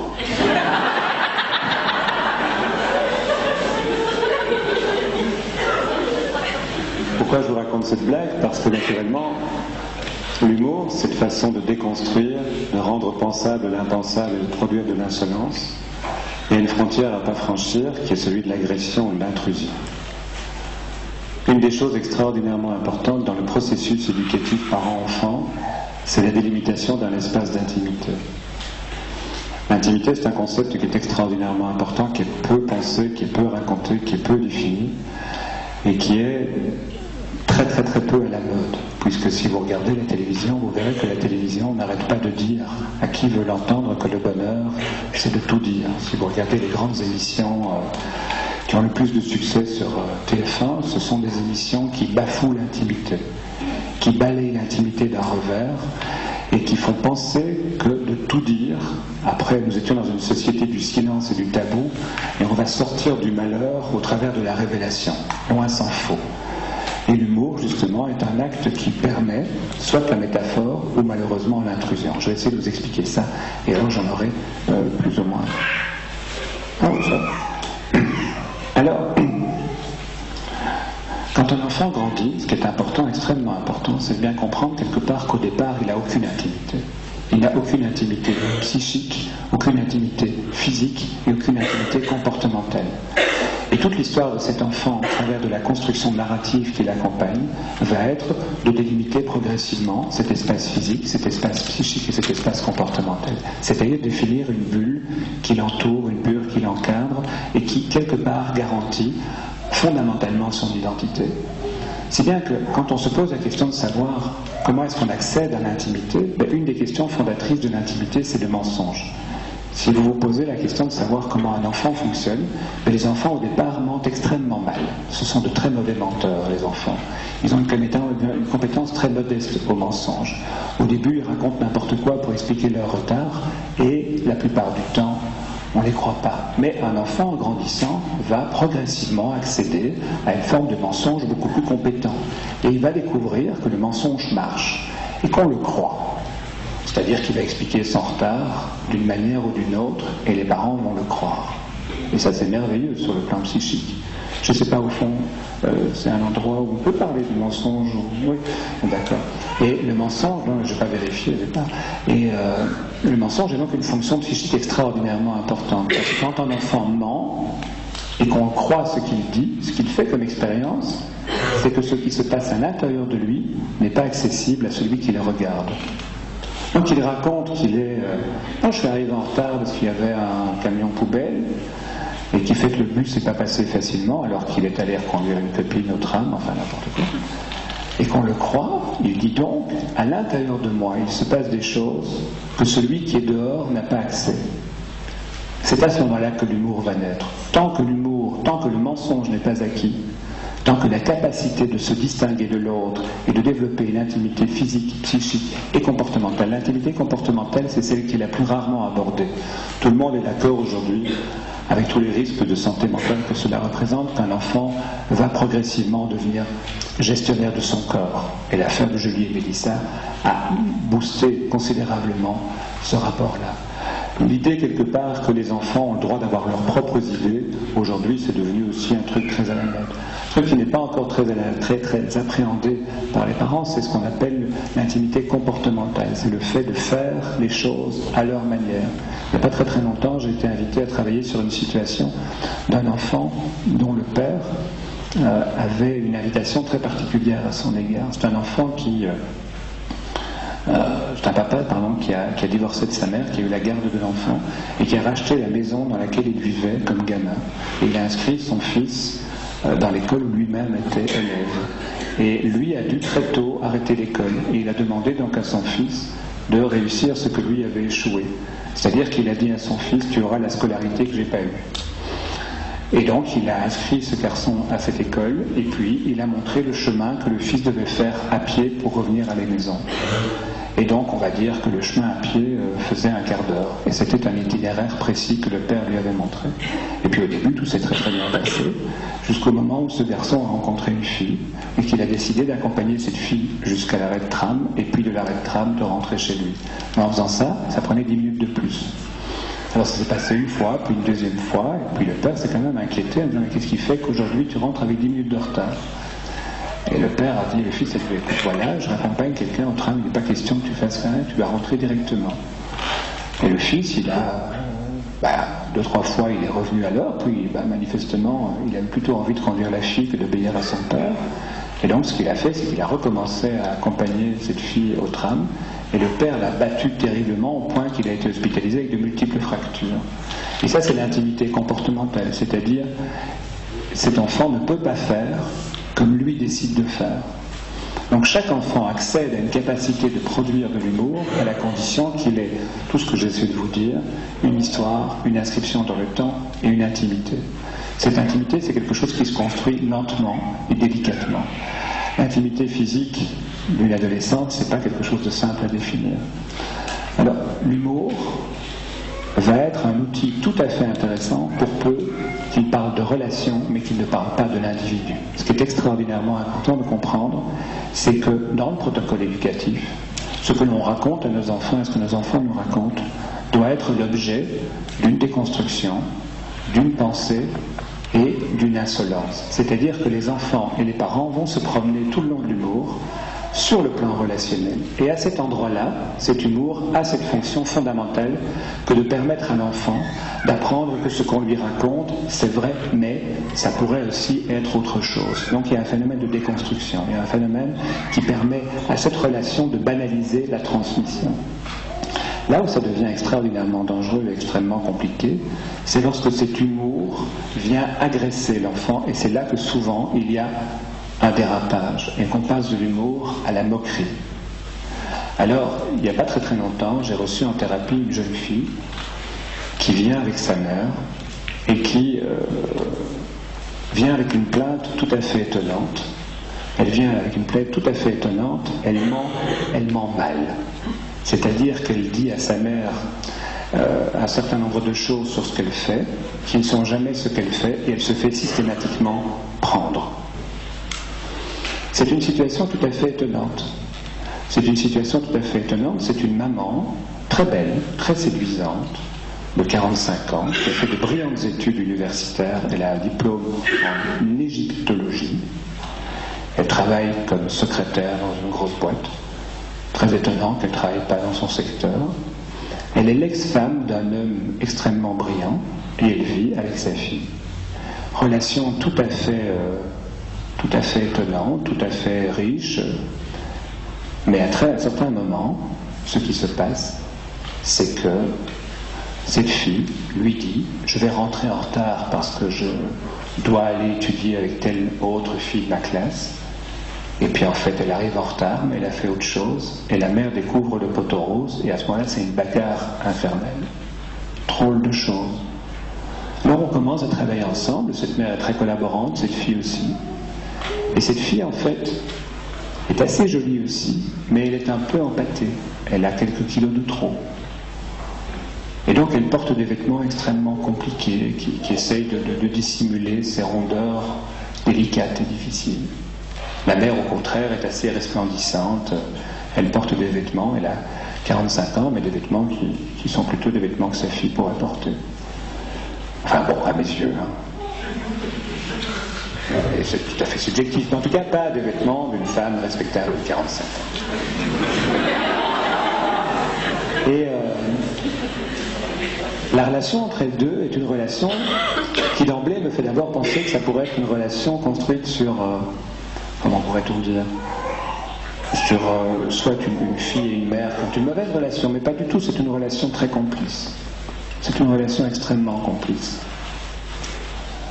Alors qu'est-ce qui s'est passé dans cette histoire ? Ce qui s'est passé dans cette histoire, c'est qu'après 10 minutes que j'ai la mère et la fille, ils me parlent du papa. En fait, ce qui s'est passé, c'est que le papa de mademoiselle, est un homme extrêmement brillant, plein de charisme, qui s'est très tôt lancé dans une activité politique. Et il a été aspiré dans cette activité politique. Ça a très très bien marché pour lui. Le couple qu'il a fait avec madame est un couple plein d'amour. Mais madame lui a dit, écoute mon vieux, moi je veux une relation d'amour, je ne veux pas vivre une relation avec un homme politique. Vivre une relation avec un homme politique, c'est te voir un quart d'heure par mois, moi ça ne me va pas. Et le type, manifestement, il n'a pas fait demi-tour, il est resté dans son activité politique, et lorsque leur fille avait 3-4 ans, qu'est-ce qui s'est passé? C'est que madame est partie, et comme monsieur a une activité politique, il est parti avec sa fille. Et elle a développé avec sa fille une relation tout à fait bonne. Monsieur n'a, comme on dit en français, jamais refait sa vie. Il est resté un homme politique. La seule chose qu'il a fait, c'est qu'il a pris 30 kilos. Donc il a remplacé sa femme par 30 kilos. Madame, au contraire, est restée extrêmement active. Elle fait 120 abdominaux par jour, c'est-à-dire à peu près l'équivalent de moi en une année, par jour. Elle a gardé, une séduction, une sexualité extrêmement présente. Elle est extrêmement dans la séduction, c'est ça que je veux dire. Et puis sa fille, elle a grandi avec elle, et tous les week-ends, elle va chez papa. Et puis cette fille a commencé elle-même à devenir une femme, une jeune femme. Elle a commencé à rentrer dans une certaine forme de corporalité féminine. Sa poitrine a poussé, son bassin s'est développé. Et la relation entre cette fille et cette mère a commencé à se complexifier. Elle est très jolie, cette jeune fille. Elle a commencé à avoir du succès auprès des garçons. Et malheureusement, elle n'a pas osé rentrer dans une relation avec un garçon. Non. Peu de temps après, sa mère est sortie avec un type qui a 25-30 ans, donc qui a 15 ans de moins qu'elle. Et une relation qui a manifestement été torride. C'est-à-dire, quelque part, que la jeune fille raconte qu'elle a entendu. Je ne sais pas trop quoi, mais j'ai imaginé. Et donc, on est dans un tableau familial où vous avez un papa qui ne s'est jamais remis, qui est dans l'activité politique, qui est devenu un gros bonhomme. Madame, qui a 45 ans, le même âge que monsieur, qui est restée une femme très séduisante, très attentive à son image, et une jeune fille de 12-13 ans, qui est un peu empâtée. Et ce qui me trouble énormément, si vous voulez, c'est que quand je rencontre cette jeune fille et sa mère, c'est que la mère essaye de rire, et la fille, elle est sinistre. La fille a véritablement un visage fermé, froid. On n'est pas là pour rigoler, quoi. La fille, la mère, par contre, elle essaye, elle, de lancer des blagues à gauche et à droite, et chaque fois, la fille dit à sa mère, « Maman, pas devant lui, c'est moi ça, hein, pas devant lui, enfin bon. » Et ce qui est très troublant, c'est que sur une heure d'entretien, pendant 45 minutes, cette fille et cette mère ne parlent que d'un personnage, du papa. Alors je leur dis, on pourrait peut-être inviter ce papa. Ah non, c'est un homme politique, hein, il est très pris. Pour finir, ce papa va venir. Et on va avoir des entretiens à 3 quelquefois. Et on va tomber sur un tableau psychologique que je vais vous faire en résumé. En gros, la fille, vous l'avez pigé, la fille est folle de rage contre sa mère. Cette mère a quitté son mari alors qu'elle l'aimait toujours très fort parce que la vie avec lui était impossible. Elle l'aime toujours, cet homme. Mais pour elle, quelque part, elle lui en veut terriblement parce qu'il lui a pris sa jeunesse. En faisant des choix politiques, il a préféré être dans la politique plutôt que de s'occuper d'elle, alors qu'elle est persuadée qu'il l'aime. Et donc le tableau aboutit à quelque chose d'extrêmement compliqué, qui est que cette jeune fille de 12 ans s'est imaginée devoir remplacer sa mère. Elle s'est imaginée devoir s'occuper de son papa, puisque cet homme-là est seul, tous les week-ends, elle va auprès de papa et elle s'occupe de papa, parce que sa mère ne s'en occupe pas. Alors on a comme une inversion dans le tableau, une inversion qui est que celle qui est séduisante, c'est pas la fille de 12 ans, c'est la femme de 45 ans. Ne faites pas dire que les gens de 45 ans ne peuvent pas être séduisants, c'est pas ça que j'ai voulu dire. Mais sur le marché de la sexualité, celle qui occupe la place de la séduisante, c'est pas la fille de 12-14 ans, c'est la femme de 45 ans. Celle de 12 ans s'interdit toute forme de sexualité, toute forme de sexualisation. Et c'est là que l'humour va prendre une place tout à fait catastrophique. C'est que la mère, très régulièrement, fait des touches d'humour sur le corps de sa fille. Elle fait des commentaires d'humour sur le corps de sa fille en utilisant des blagues sur les grosses dondons, sur les bourrelets. Elle l'appelle bibendum pour rire. Oui, comme vous le dites, moi. C'est-à-dire, quelque part, elle n'ose pas dire à sa fille « tu es trop grosse ». Alors elle fait ce qu'on lui a appris, elle utilise l'humour pour rendre parlable l'imparlable. Mais c'est pas du tout ça que j'ai voulu dire. À ce moment-là, on n'est pas du tout en train de prendre. Si vous acceptez l'hypothèse que nous sommes des êtres relationnels et que nous nous construisons dans la relation, nous avons besoin fondamentalement de toujours exprimer le sentiment de liberté par rapport à l'autre en riant de la relation que nous avons à l'autre. C'est extraordinairement important. Rire de ce qui nous relie, rire de ce qui nous permet de penser le monde, pouvoir déconstruire notre manière d'être ensemble. Mais il faut faire extrêmement attention de ne pas confondre ce phénomène de déconstruction avec un autre phénomène qu'on appelle la moquerie. Un jour, j'avais été invité à la marche en Famenne l'association belge des sexothérapeutes universitaires. Un truc très sérieux. Et on m'avait demandé de faire une conférence sur l'éjaculation précoce. J'ai jamais compris pourquoi il m'avait demandé ça à moi, mais enfin. Et sur la route, en préparant ma conférence sur la route, je passe, vous savez, Marche-en-Famenne se passe. Pourquoi Marche-en-Famenne? Alors ça, c'est le mystère le plus complet. Marche-en-Famenne est la capitale de la province de Luxembourg. Et le symbole de la province de Luxembourg, c'est un sanglier. Et comment? Et c'est une ardeur d'avance. Si bien que je suis arrivé en remerciant les organisateurs de m'inviter à donner une conférence sur l'éjaculation précoce dans la capitale mondiale de l'éjaculation précoce, puisque c'était une ardeur d'avance. Eh bien, je ne le ferai plus celle-là, parce que c'est pas de l'humour. J'ai pas parlé de moi, j'ai parlé que d'eux. Je me suis mis dans une position haute et je me suis moqué. Je trouve ça très comique encore aujourd'hui, mais je comprends quelque part qu'ils ne me réinvitent pas, parce que je ne me suis pas moqué de nous, je me suis moqué d'eux. L'humour est donc cette fonction qui est de casser la prédiction, d'être insolent, de rompre tout modèle que nous avons et de rendre pensable l'impensable, à la condition sine qua non que la relation soit l'objet de l'humour et non pas l'autre. Il faut faire cette grande distinction entre rire de nous, rire de soi ou rire de l'autre. Dans le protocole parental, la fonction du parent est d'asseoir la pensée de son enfant, c'est-à-dire de lui dire ce que tu penses, tu as raison de le penser, ce que tu sens, tu as raison de le sentir, ce que tu vis, tu as raison de le vivre. C'est-à-dire de consolider la capacité que l'enfant a de se penser et de penser son rapport au monde. C'est un raccordement. C'est fondamentalement important de savoir que la fonction parentale est un raccordement, qui dès lors, par cette fonction de raccordement, va permettre à l'enfant à la fois de croire au monde et de se croire capable de s'appuyer sur ce qu'il pense à l'intérieur de lui, de ce monde. Ce mouvement-là, c'est le mouvement parental. Ça veut donc dire quelque part qu'il est extraordinairement important de pouvoir rentrer dans le monde de son enfant, faire alliance avec le monde de son enfant. Une des choses qui m'effraie toujours terriblement, par exemple, c'est le rapport que les parents entretiennent avec leurs enfants autour des jeux comme le Game Boy ou la PlayStation 2. Moi, je descends, j'y suis allé, je peux vous parler de la PlayStation 2. Non, c'est extrêmement important. Et donc, je descends des pistes de ski. Je suis un grand spécialiste du GTA 2, que vous connaissez peut-être pas, vous connaissez pas. C'est un jeu qui consiste à tuer des gens en les écrasant avec des voitures. Vous avez deux versions. Vous avez la version gore et la version non gore. La version gore, c'est quand vous écrasez la personne, il y a du sang sur le pare-brise, et il faut trouver la fonction essuie-glace.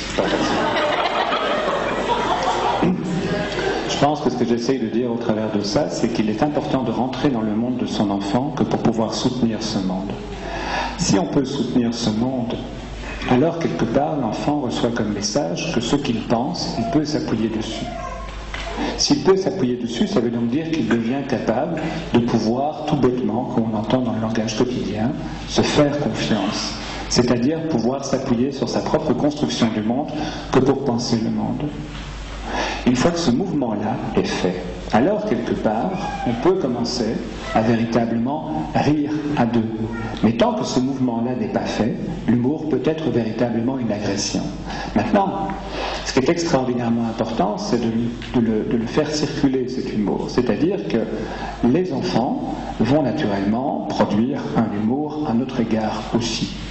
Bien évidemment que les enfants vont avoir besoin, d'une manière ou d'une autre, de nous mettre en scène. Vous savez, quelque part, les psys n'ont jamais été très créatifs à ce niveau-là, mais ils ont toujours repris à leur propre chemin ce que les hommes ont toujours inventé.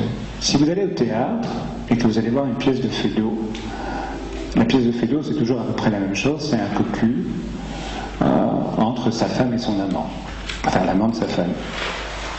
C'est toujours à peu près la même chose avec des portes qui claquent. Et c'est génial. C'est l'autre qui est cocu. C'est pas vous, c'est l'autre. Donc c'est un espace métaphorique, c'est-à-dire que vous voyez quelqu'un cocu qui n'est pas vous.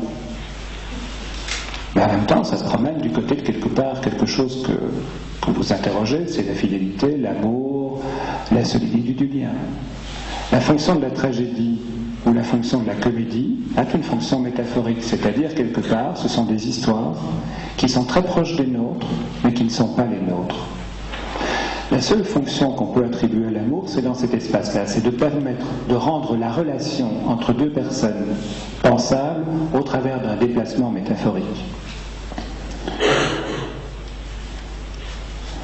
Je continue ou bien je passe la parole à la salle? Non, mais il faut... Encore 10 minutes. Right. Alors, 15. 16. Alors on peut continuer naturellement. Une des fonctions encore auxquelles on peut revenir, c'est on raconte, c'est l'Univel Ben Trovato, on raconte qu'il n'y a pas très très longtemps dans une rédaction de radio, un plateau de radio, la présentatrice du journal télévisé, du journal parlé, donc des informations, termine sa prestation en se tournant vers le présentateur météo. Et le jour avant, ce présentateur météo avait annoncé une violente tempête de neige sur la France et donc avait dit demain il y aura de la neige partout en France. Un tapis neigeux important. Et mais il n'a pas neigé. Et la présentatrice se tourne vers le type météo. Alors Albert, ces 20 cm que vous nous aviez promis hier, où sont-ils? Et il paraît qu'ils n'ont pas pu terminer l'émission tellement ils sont partis dans un fou rire parce que naturellement ils sont partis sur autre chose. L'humour a une autre fonction. L'humour a une autre fonction extrêmement complexe, mais comme j'ai un quart d'heure, je vais essayer de vous la proposer. Une des questions que tous les groupes humains doivent se poser, c'est comment on s'accorde. Vous savez qu'une des raisons principales de consultation dans un couple, c'est le fait que la rythmicité conjugale est rompue. C'est-à-dire que monsieur a envie de faire l'amour au soir, madame au matin, monsieur a envie de se disputer au matin, madame au soir. C'est pas du tout facile d'arriver de coordonner les rythmes dans un couple, c'est-à-dire de les mettre en phase. Une des questions que vous avez fondamentalement besoin, c'est de trouver des procédures rituelles pour phaser les couples. Moi, j'en ai trouvé une dans mon couple, assez efficace, c'est ma femme ne ferme jamais les pots de confiture. C'est-à-dire qu'elle met le couvercle sur le pot de confiture. Vous êtes d'accord avec moi, c'est insupportable. Donc quand le pot de confiture est relativement plein, c'est pas un problème, je prends par le dessus, parce que tout le monde prend par le couvercle, vous êtes d'accord avec moi, et naturellement j'ai simplement le couvercle, à ce moment-là je peux simplement dire. Mais quand le pot est presque vide, eh ben, à ce moment-là, avec la confiture c'est du sucre, le pot quitte l'armoire. Mais très peu de temps. Et puis il se détache et se fracasse sur vos pieds seulement le lundi matin. Seulement le lundi matin. À ce moment-là, naît entre mon épouse et moi une dispute que les enfants connaissent bien, avec la succession des insultes réciproques et non, c'est une blague, hein. Faut pas lui laisser croire. Et donc, qui aboutit à ce qu'on est tous les deux absolument convaincus, parce que naturellement, elle, pleine de mauvaise foi, dit que je n'ai qu'à prendre la confiture sur le côté, ce qui naturellement est faux, puisque on s'en met plein les doigts quand on est sur les côtés. Alors, c'est une dispute extrêmement ritualisée. Je ne sais pas si vous en connaissez dans vos couples, mais j'imagine que vous pouvez tout à fait les identifier. Ce sont des organisateurs temporels, c'est-à-dire que dans tout groupe humain, ce qui est extrêmement important, c'est de ritualiser l'organisation temporelle pour que nous ayons une horloge partagée. Et ça, c'est la 4e fonction de l'humour. L'humour est un moment où on arrive à réunir un groupe et à créer un phénomène de cohésion. Mais pour créer un phénomène de cohésion, pour qu'il y ait donc une rythmicité partagée, il faut quelque part qu'on utilise l'humour à un niveau relationnel, c'est-à-dire qu'on se moque du groupe. Si on se moque du groupe, le rire produit 2 fonctions essentielles.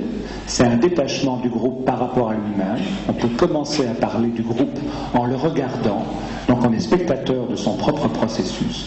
On est comme dans un processus de détachement et de métacommunication, de méta-regard sur soi-même, mais en même temps, on est dans un phénomène de partage.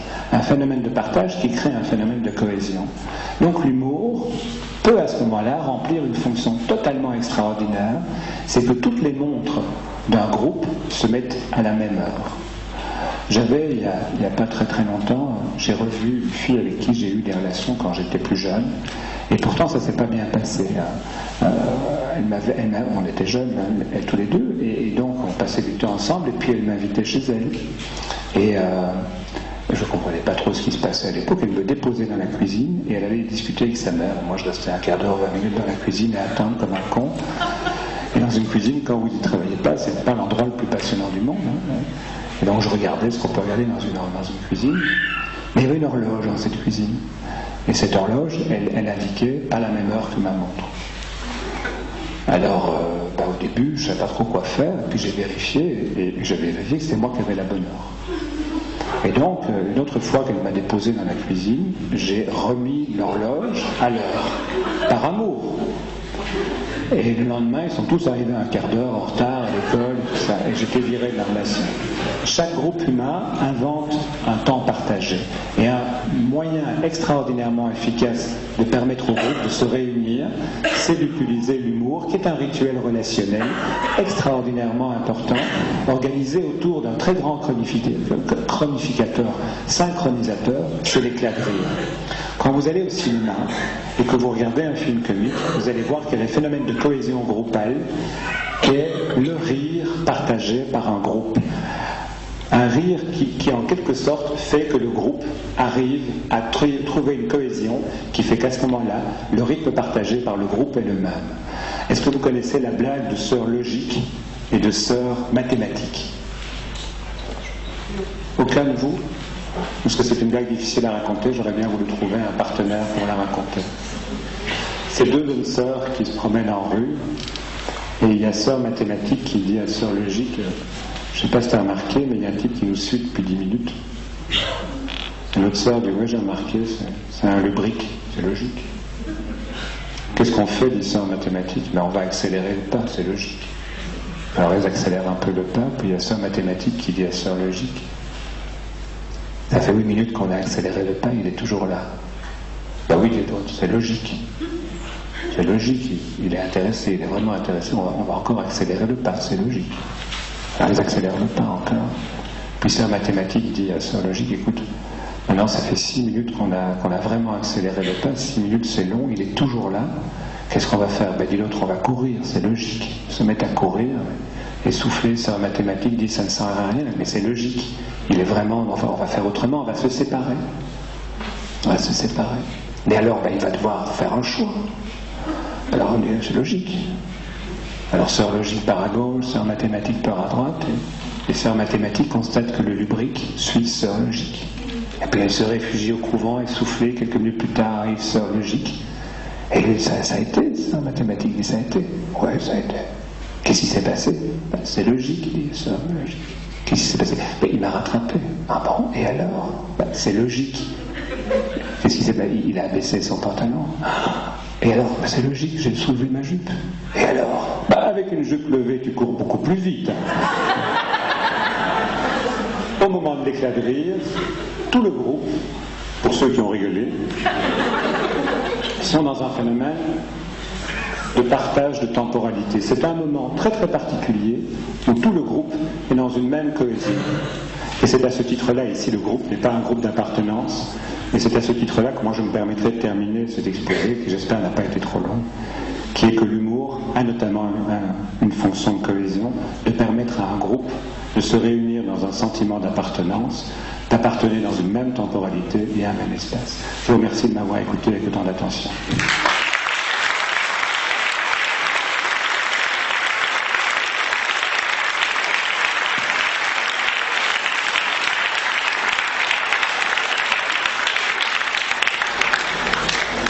Merci beaucoup pour ce brillant exposé.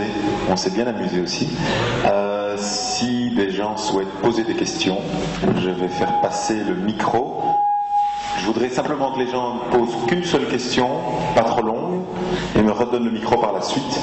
Et avant de vous donner le micro, nous partons au Niger dans une quinzaine de jours pour un voyage éducatif au développement avec un groupe de... les deux jeunes qui sont derrière le mur qui vont se lever, qui vont faire coucou.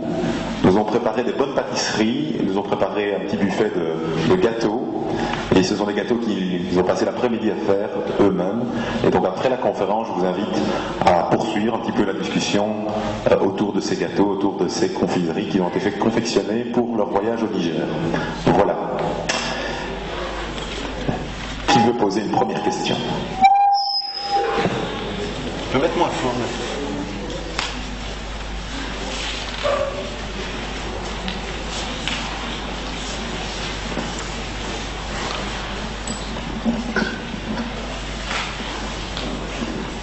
Oui, bonsoir.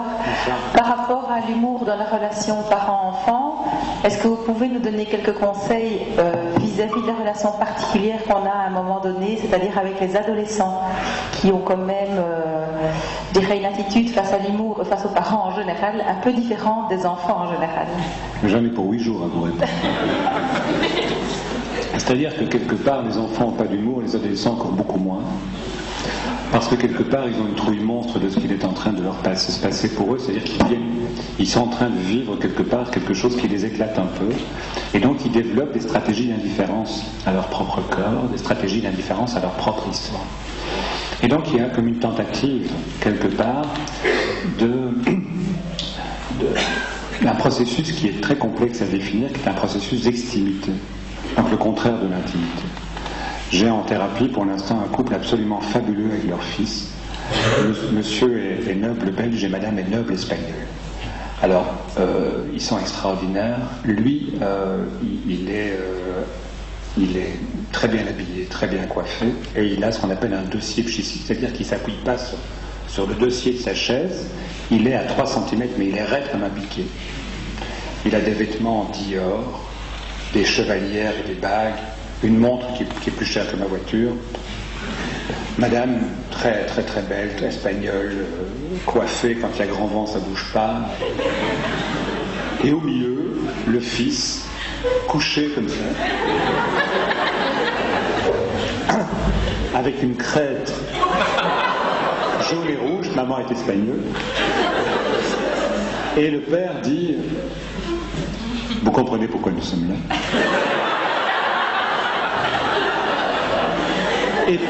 Et pourtant, nous l'avons fait en janvier. Alors, je ne comprends pas trop. En fait, il semblerait que quand on est en janvier, on rentre à l'école quand on a 6 ans et 6 mois, ou 8 mois. Et donc, on a la meilleure chance d'être le premier de classe. Donc, ils ont fait l'amour sur calendrier pour qu'il naisse en janvier, de manière à augmenter, à optimaliser. Et cet enfant a un humour absolument extraordinaire à l'égard de ses parents. Donc il a un discours extraordinairement hilarant à l'égard de ses parents. Il appelle sa mère Bombe Laquée et son père CD, Christian Dior. Et il se moque d'eux terriblement. Et à un moment, la mère dit « Toi, tu vas attraper la grippe aviaire. » Puisqu'il a une crête de coq. Et le gamin s'est mis à pleurer. Il s'est mis à pleurer. Il a été touché de plein fouet par cette blague qui est une véritable agression pour lui. Les ados n'ont pas d'humour. Ils n'ont pas d'humour parce qu'ils sont dans une phase terriblement angoissée d'eux-mêmes. Et donc ce qu'ils font, c'est qu'ils vont utiliser l'autre comme un vecteur d'intégration psychique. Quand ils arrivent avec une crête rouge, ce qu'ils attendent, c'est qu'on fasse qu'on ait peur. Alors, si on a peur d'eux, ou si on les trouve beaux, ou si on les trouve séduisants, ou si on les trouve quelque chose, ils savent qu'ils peuvent penser ça de eux. Donc, il y a quelque chose dans le ventre qui se passe chez les ados, qui est lors de l'angoisse, de l'inquiétude, qu'ils vont mettre en scène d'une manière ou l'autre et utiliser le spectateur comme une manière de se penser. Donc ils ont extraordinairement besoin du regard posé sur eux pour savoir quelque part ce qu'ils doivent penser d'eux. S'ils font peur, ça veut dire qu'ils sont effrayants. Donc ils peuvent se penser effrayants. Ils ont donc une image intérieure. Donc la mise en scène est extraordinairement importante. Donc si vous regardez un adolescent et que vous faites une blague à propos de son jeu, il s'effondre. Parce qu'à ce moment-là, c'est qu'il est ridicule. Si on rit de lui, c'est qu'il est ridicule. Donc la propre image qu'il va avoir de lui, c'est une image ridicule. Donc la seule chose qu'on peut avoir comme conseil, c'est surtout pas de rire d'un ado. Ce qu'on peut faire, c'est de rire de soi par rapport à un ado. C'est-à-dire qu'on peut se moquer du regard que nous avons. Il est tout à fait autorisé que nous rions de nous, spectateurs de l'adolescent. Mais ne riez surtout pas d'un adolescent, parce que si vous riez d'un adolescent, vous le détruisez dans son processus psychique et vous lui proposez seulement comme remède l'agression. Il va se mettre dans un protocole de réponse et va agresser. Ce qui est extrêmement important, c'est d'essayer de rentrer dans le monde d'un adolescent pour faire alliance avec ce monde. Moi, je pense quelque part qu'il est important de pouvoir consolider ce monde-là. Si on peut le consolider, après on pourra en rire. Mais si on commence par en rire, ça veut dire ce que tu es en train de devenir, c'est ridicule. Et je trouve que ça, c'est une agression terrifiante. Il est important de partir de la réalité de l'autre comme étant intéressante avant de la critiquer d'emblée. Et je pense que chaque génération produit son humour. Si vous regardez ce que faisaient rire vos parents, vous allez trouver ça ridicule. Et vos enfants pensent exactement la même chose de votre univers. Chaque génération, chaque espace génère son propre humour. Donc très souvent, quand nous faisons l'humour avec les adolescents, ils se sentent agressés et ils nous trouvent ridicules.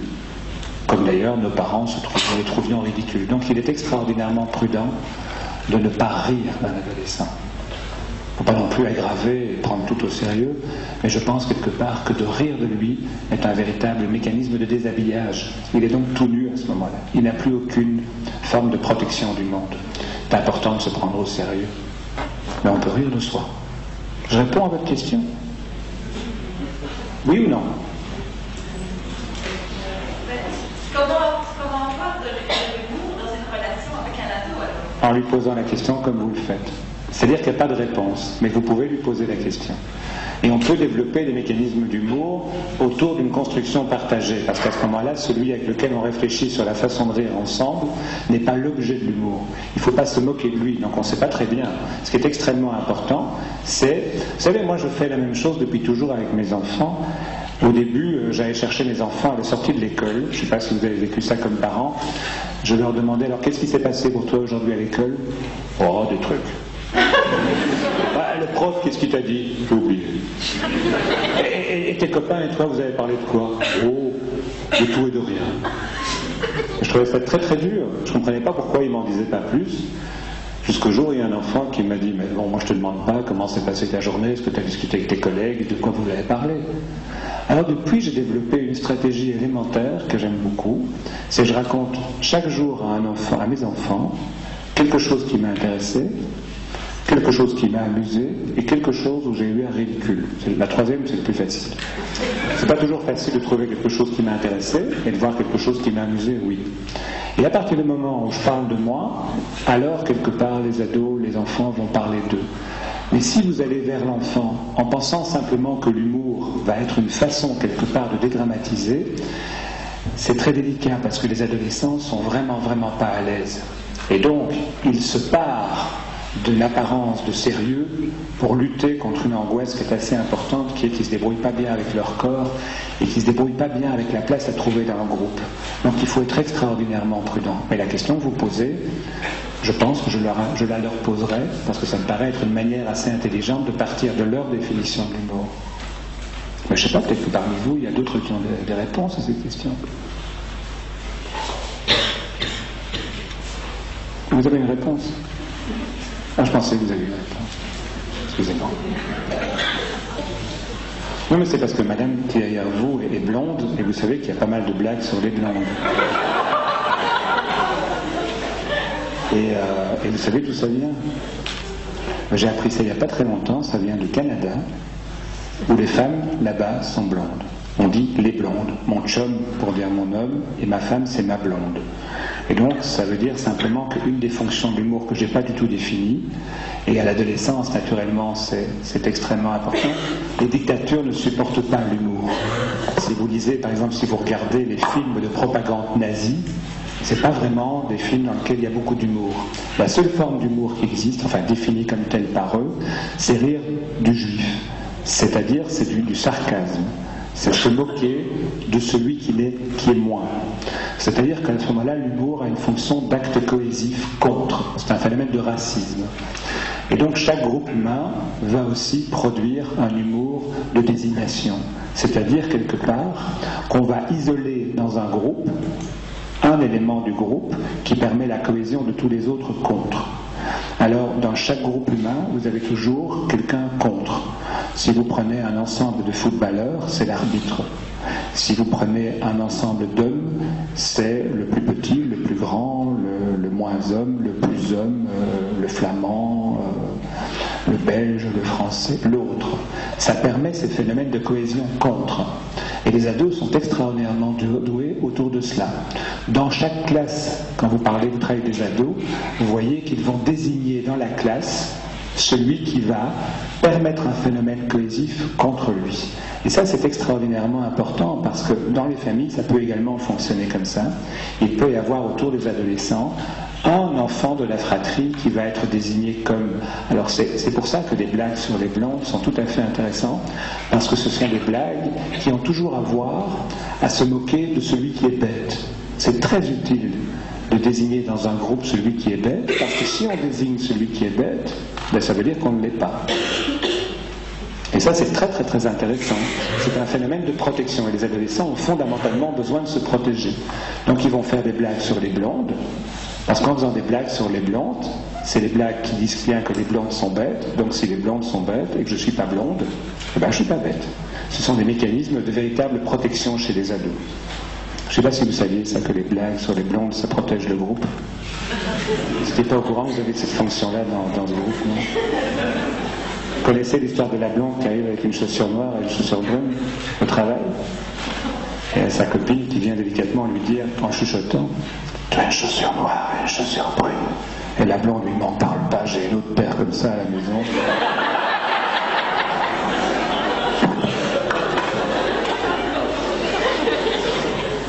Moi, je voulais prolonger la question de madame et je me demande qu'est-ce qui fait que les adultes, certains adultes ont beaucoup d'humour et certains n'en ont pas, ou moins.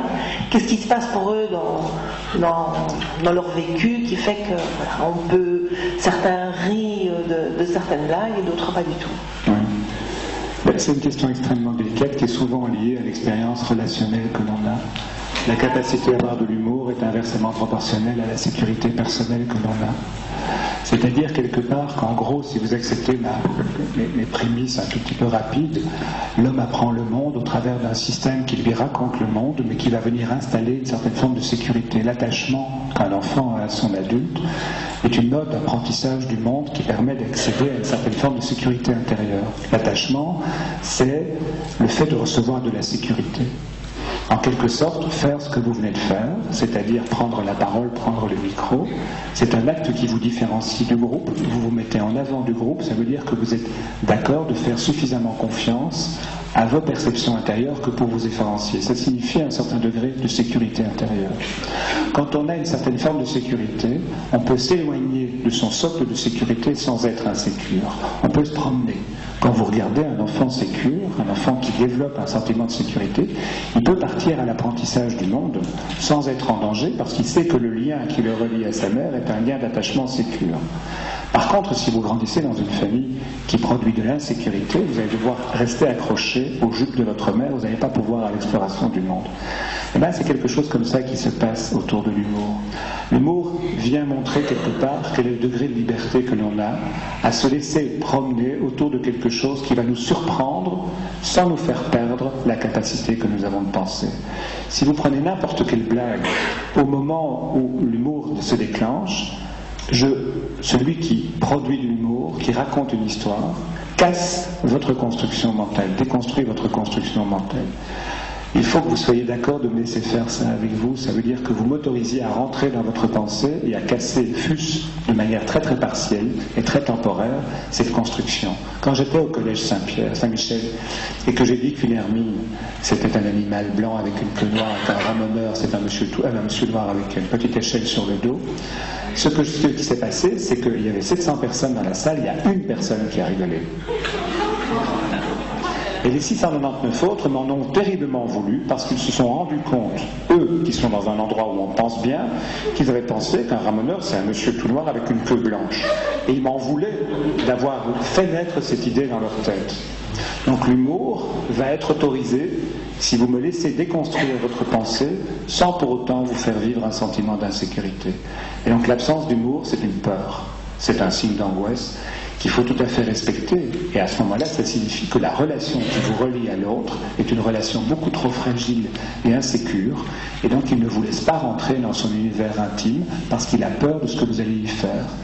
Donc l'absence d'humour est en quelque sorte un signe d'insécurité relationnelle ou personnelle. Et donc, c'est clair et évident qu'il y a toute une série de personnes, et l'illustration du monde musulman autour de Mahomet, enfin des caricatures de Mahomet, la principale caricature, je ne sais pas si vous avez vu les caricatures, c'est Mahomet qui est à l'entrée du paradis qui dit « Stop pour les kamikazes, on n'a pas assez de vierges ». Parce que vous savez que quand vous mourrez pour Mahomet, je ne sais plus combien de vierges vous attendent au paradis, 6 000. 6 000, hein, c'est un bon rendement. Et bien quelque part, il y a plein de musulmans intellectuels qui ont dit, mais enfin, quel est ce bruit, quelle est cette histoire, et qui ont commencé à se poser des questions, qui ont dit, mais c'est très troublant, entre le moment où les caricatures sont venues et le moment où ça fait du bruit, il y a 4 mois qui se sont passés, entre-temps le Hamas a été élu, et ils ont commencé à faire une analyse sociopolitique, ils ont commencé à réfléchir et ils ont rigolé. Et puis il y a ceux qui sont dans un système où le monde arabe, c'est le système honteux du monde. C'est honteux d'être arabe. Il n'y a pas de prix Nobel arabe, c'est une identité qui est considérée comme une identité pauvre, misérable. Et donc, quelque part, on vient se moquer de quelqu'un qui est misérable. Et quelque part, à ce moment-là, la seule réaction que l'on a, c'est la bagarre, c'est l'affirmation de l'honneur. Donc, quelque part, l'humour, c'est la capacité de déconstruire un système à la condition sine qua non que celui que l'on déconstruise par l'humour ne soit pas démoli de cette déconstruction. C'est ça qui est extraordinairement important. Je ne sais pas si c'est clair ce que je dis. Oui. Bon, pas ça va. Je ne sais pas ce que vous en pensez.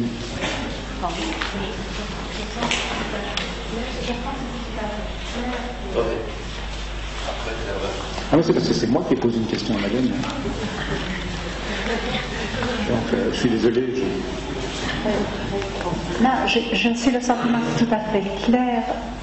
Je ne me sens pas réellement concernée par le problème d'humour parce que j'ai une fille qui a 17 ans et ça se passe très bien et je rejoins tout à fait tout ce que vous dites et cela me conforte aussi dans la façon d'être par rapport à elle parce que voilà, et je crois que c'est aussi quelque chose que l'on reçoit des parents parce que moi j'ai comme ça un souvenir de maman et je crois que les plus grands fous rires que j'ai pu avoir c'était aussi quelque chose que j'ai vécu avec ma propre maman et je pense que ce sont aussi alors on transmet ça je pense tout simplement à nos enfants aussi. Je n'ai pas grand chose d'autre à dire mais...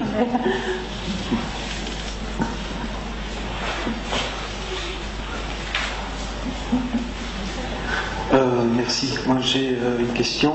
Qu'est-ce que vous pourriez donner comme conseil aux parents qui ont, je dirais, un ado ou un enfant qui est la blonde ou le juif ou le mouton du groupe et qui donc est cet élément qui permet la cohésion des autres mais qui lui en souffre énormément.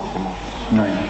C'est une question extrêmement délicate, hein. C'est la position de celui qui est désigné, c'est ça.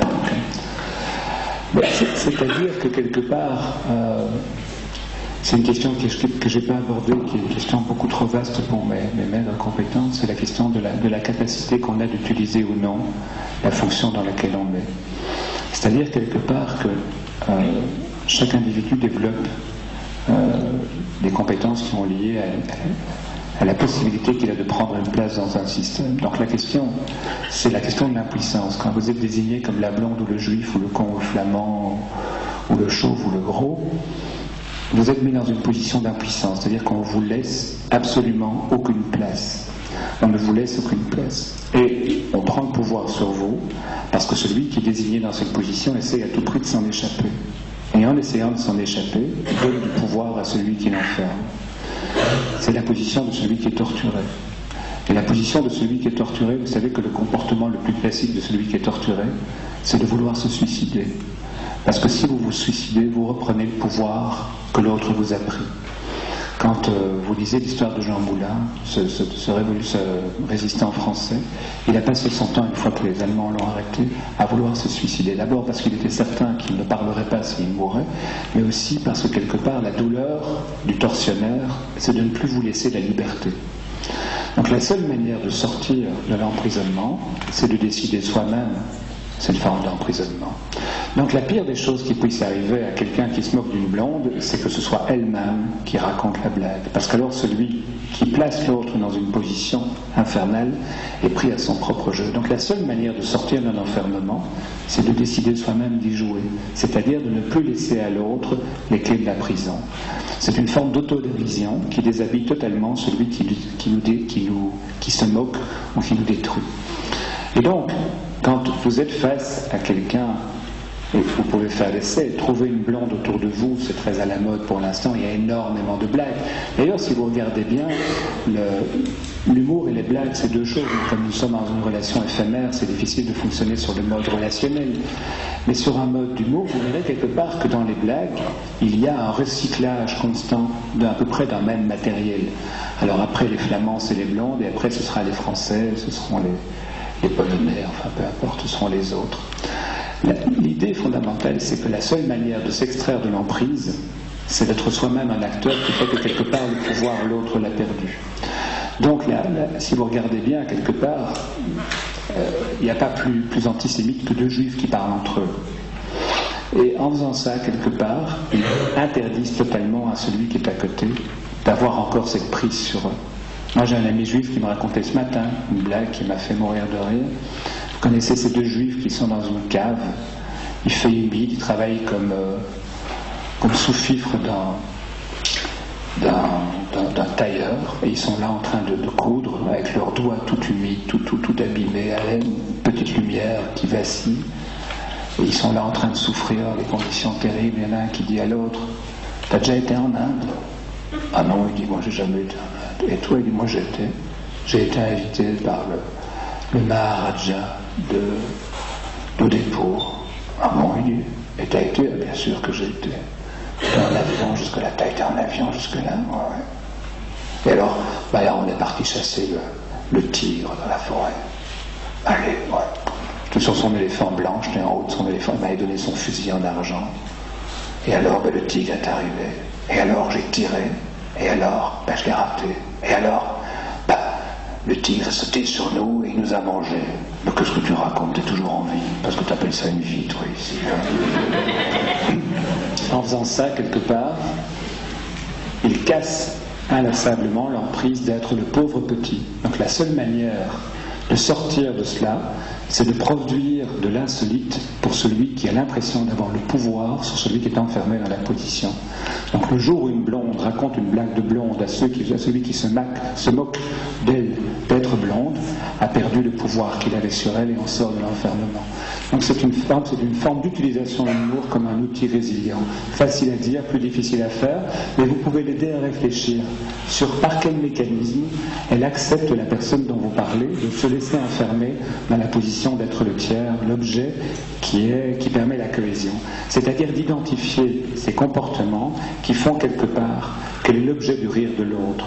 Et c'est souvent en tentant de s'échapper du rire de l'autre qu'on s'y enferme. Et c'est ces mécanismes-là qu'il faut identifier. C'est-à-dire, quelque part, quand on essaye de s'échapper de l'emprise de l'autre, on devient ridicule. Parce qu'on montre qu'on a peur, parce qu'on montre qu'on n'a aucune ressource, parce qu'on montre qu'on n'a aucun pouvoir. Il faut identifier ça. Et en cassant ces mécanismes-là, au travers d'une blague qu'on reprend à son titre, on s'échappe de la prison. Mais c'est une réponse très facile à dire, plus délicate à faire. Je ne sais pas si j'ai répondu. Je veux dire, surtout pour des ados, bon, il y a l'histoire de la blonde, enfin c'est l'élément du groupe dans les classes. Non, mais c'est souvent chez les ados, moi je peux vous en parler, j'ai un nez qui se prête à ça, c'est certaines parties de son anatomie qui font rire les autres, un grand nez, des grandes oreilles, d'être petit, d'être gros, d'être mince, d'être machin, d'être bazar. C'est-à-dire quelque part que la préoccupation adolescentaire, c'est le corps. Donc si l'autre a un corps qui se prête à l'humour, c'est pas du mien qu'on va regarder. Alors si vous avez un grand nez, ce qui est mon cas, ben vous essayez de toutes les manières de dissimuler ce corps, jusqu'au ce nez, jusqu'au moment où il y a un ami qui m'a offert des dragées. Alors j'ai pas trop compris, et c'est pour mon nouveau-né. Et ça m'a beaucoup aidé, parce qu'alors à ce moment-là, j'ai donné des dragées à tout le monde pour fêter mon nouveau-né. Et ça a bien marché, parce qu'on ne s'est plus moqué de mon nez, puisqu'on a rigolé de lui qui était ridicule devant. Et donc c'est ça que j'essaye de dire, c'est vraiment en rebondissant sur ces mécanismes qu'on peut essayer de s'en sortir. Mais facile à dire, je suis d'accord.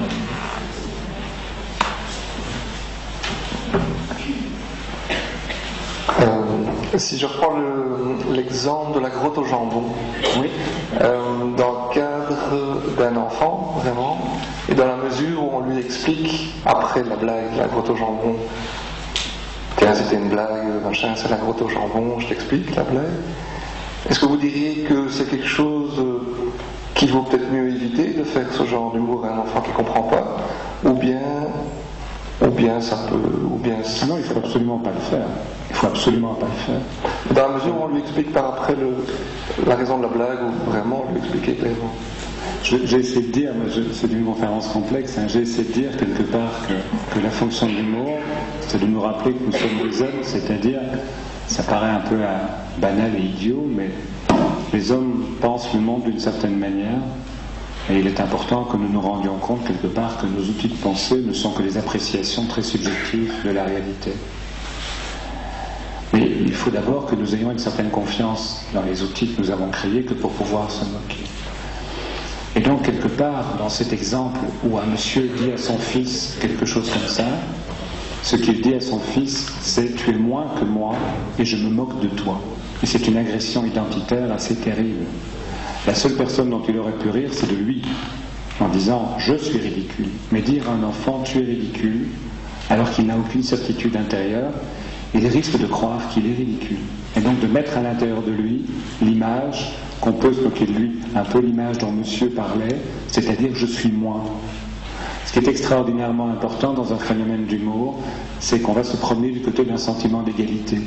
Quand vous êtes dans un phénomène de rire, vous êtes dans un phénomène de partage égalitaire. On rit tous ensemble dans un rythme partagé égalitaire. Si maintenant vous riez en vous moquant, c'est-à-dire que ce qui permet la cohésion, c'est le fait qu'il y en a un qui est moins. Et un enfant, il ne faut pas trop se promener du côté de ce qu'il est moins parce qu'il risque de le croire. Un adulte, c'est déjà un peu plus relatif. Un enfant, il risque véritablement de le croire. Et de l'emporter avec lui et de développer des symptômes d'inquiétude qui est que si on rigole de moi parce que je suis moins, parce que je suis ridicule. Même si on explique. L'émotion ressentie au ridicule, c'est une expression qui confine à la honte. Et la honte, c'est un sentiment qu'on est moins. C'est un sentiment dangereux. Il faut y arriver très tardivement. Je pense que donc il faudrait mieux se méfier. Donc je crois.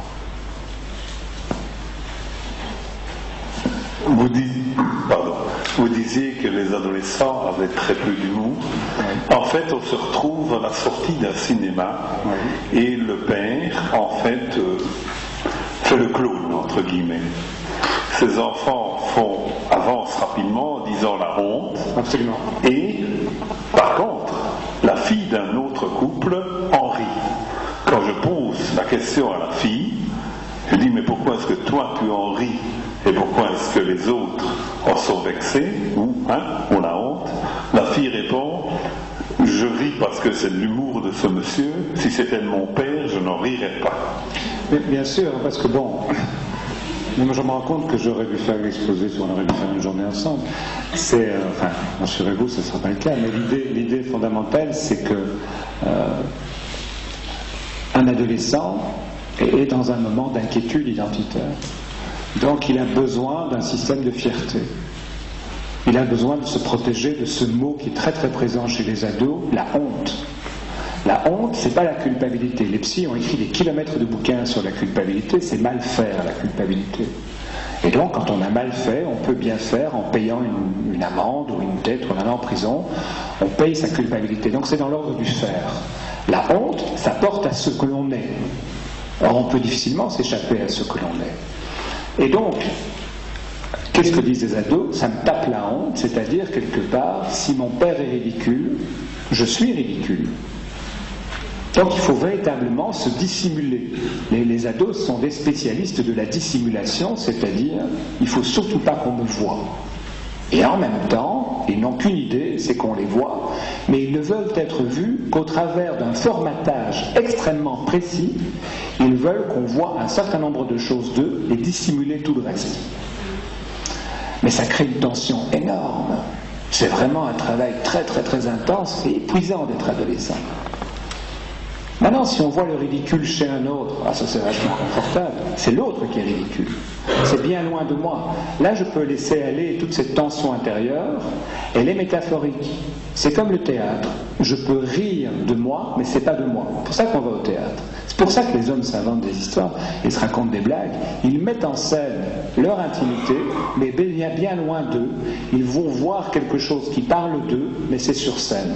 Et quand quelqu'un est ridicule en rue, ils voient quelque chose qui leur parle d'eux, mais qui n'est pas eux. Donc ils sont à l'abri de la honte. Par contre, celui qui est dedans, il est en plein dedans, et il n'a qu'une idée, c'est s'enfouir pour se cacher, pour se dissimuler. Se mettre à l'abri du regard de l'autre qui pourrait percevoir quelque part quelque chose chez nous. C'est pour ça que, par exemple, si vous regardez les jeunes filles, les jeunes adolescentes, elles sont toutes habillées, qui fassent moins 15 ou plus 30, avec les mêmes habits. Elles ont maintenant, pour l'instant, les médecins généralistes sont très très heureux parce que grâce au comportement adolescentaire, pour l'instant, ils ont une bonne consultation de troubles respiratoires parce qu'il faut être habillé extrêmement peu. Parce que sinon on a froid.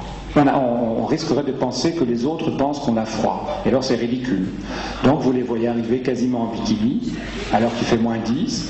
Parce que si on met un pull, c'est qu'on a froid. Si on a froid, c'est qu'on n'est pas fort. C'est ridicule, c'est la honte. Par contre, ils vont plus dans les cours de récréation, ils sortent plus parce qu'ils sont congelés, quoi. Ben oui, absolument. Vous n'avez pas vu les ados pour l'instant?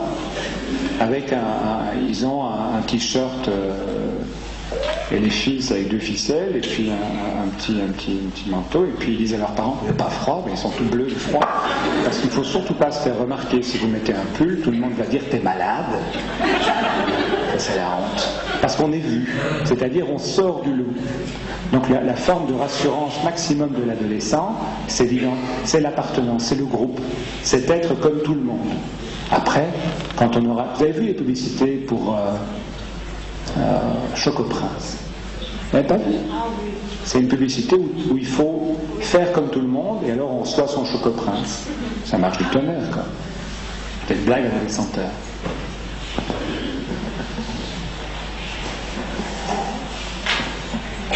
Oui, bonsoir. En fait, je vous remercie parce que on vous écouterait pendant des heures.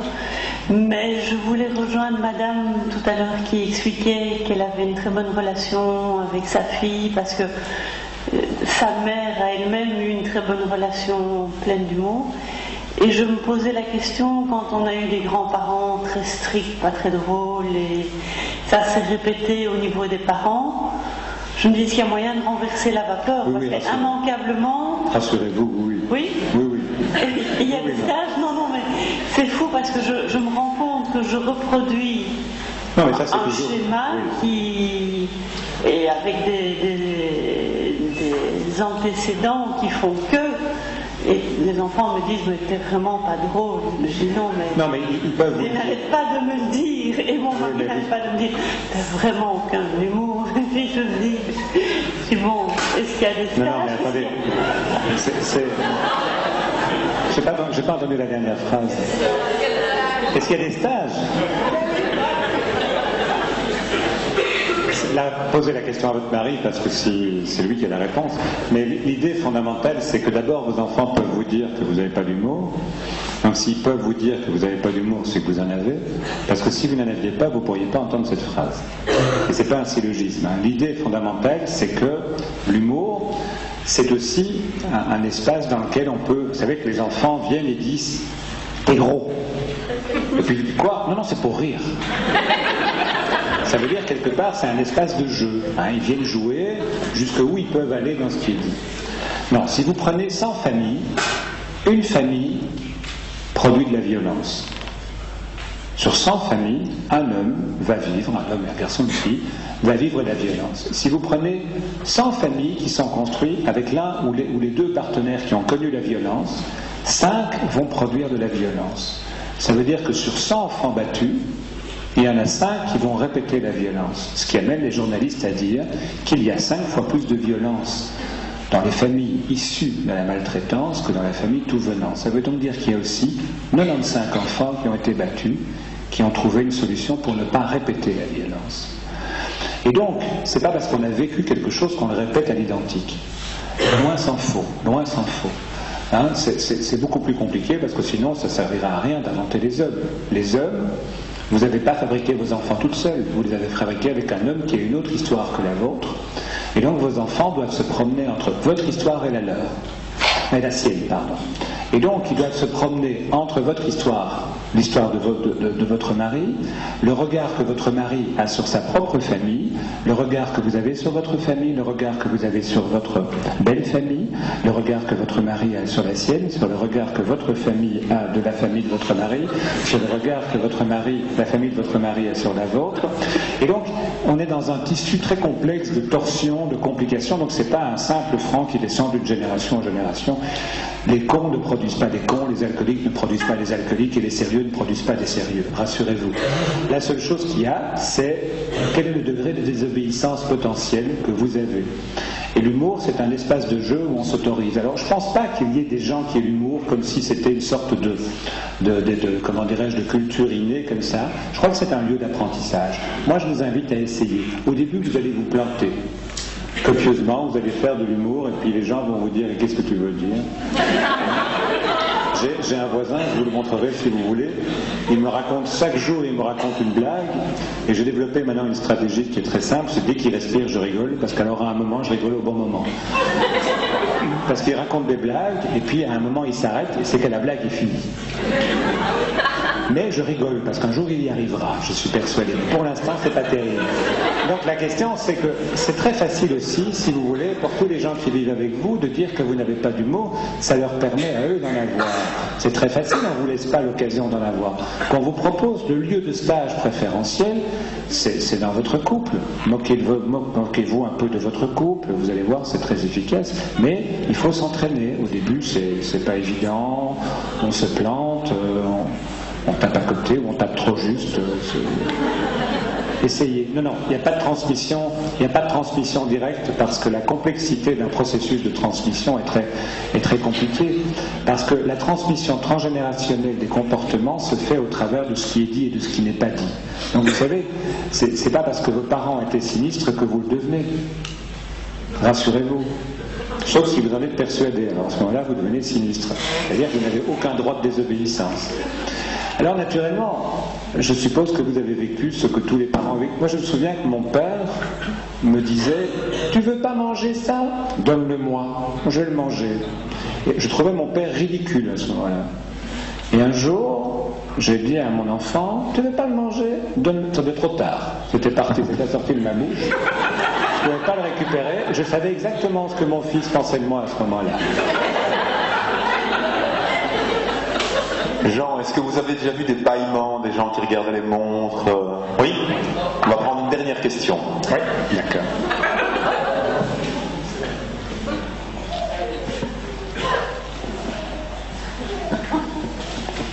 Une chose que j'ai constatée au fait dans notre famille, moi j'avais toujours dit à mes enfants, pour moi l'humour c'est de l'amour et de l'humilité.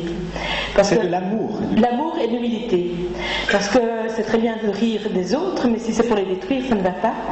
Alors j'essaye toujours de cultiver chez nous l'humour aussi dans le sorte de rire pour, par exemple, on peut faire une conversation et que l'autre n'écoute plus. Alors je sors des mots n'importe quoi pour voir s'il m'écoute vraiment plus. Alors je commence à dire des vaches et des cochons et des couvées. Et tout d'un coup je me dis, il réagit pas, donc il m'écoute plus. Et ça fait toujours très rire mes enfants, parce qu'ils se disent, tiens, pourquoi tu dis ça ? Parce que mes enfants écoutaient, mais pas mon mari. Et donc je suis toujours défendue avec l'humour depuis que je suis toute petite, et c'est vrai que c'est une très très bonne arme. Et donc j'espère qu'il y a beaucoup de monde qui va utiliser l'humour dans ce sens-là, plutôt avec amour et humilité que de se moquer, parce que ça c'est vraiment très très dur à vivre aussi. Donc voilà. Oui, je suis d'accord avec vous. J'avais compris du labour et de l'humidité, mais c'était pas sûr que...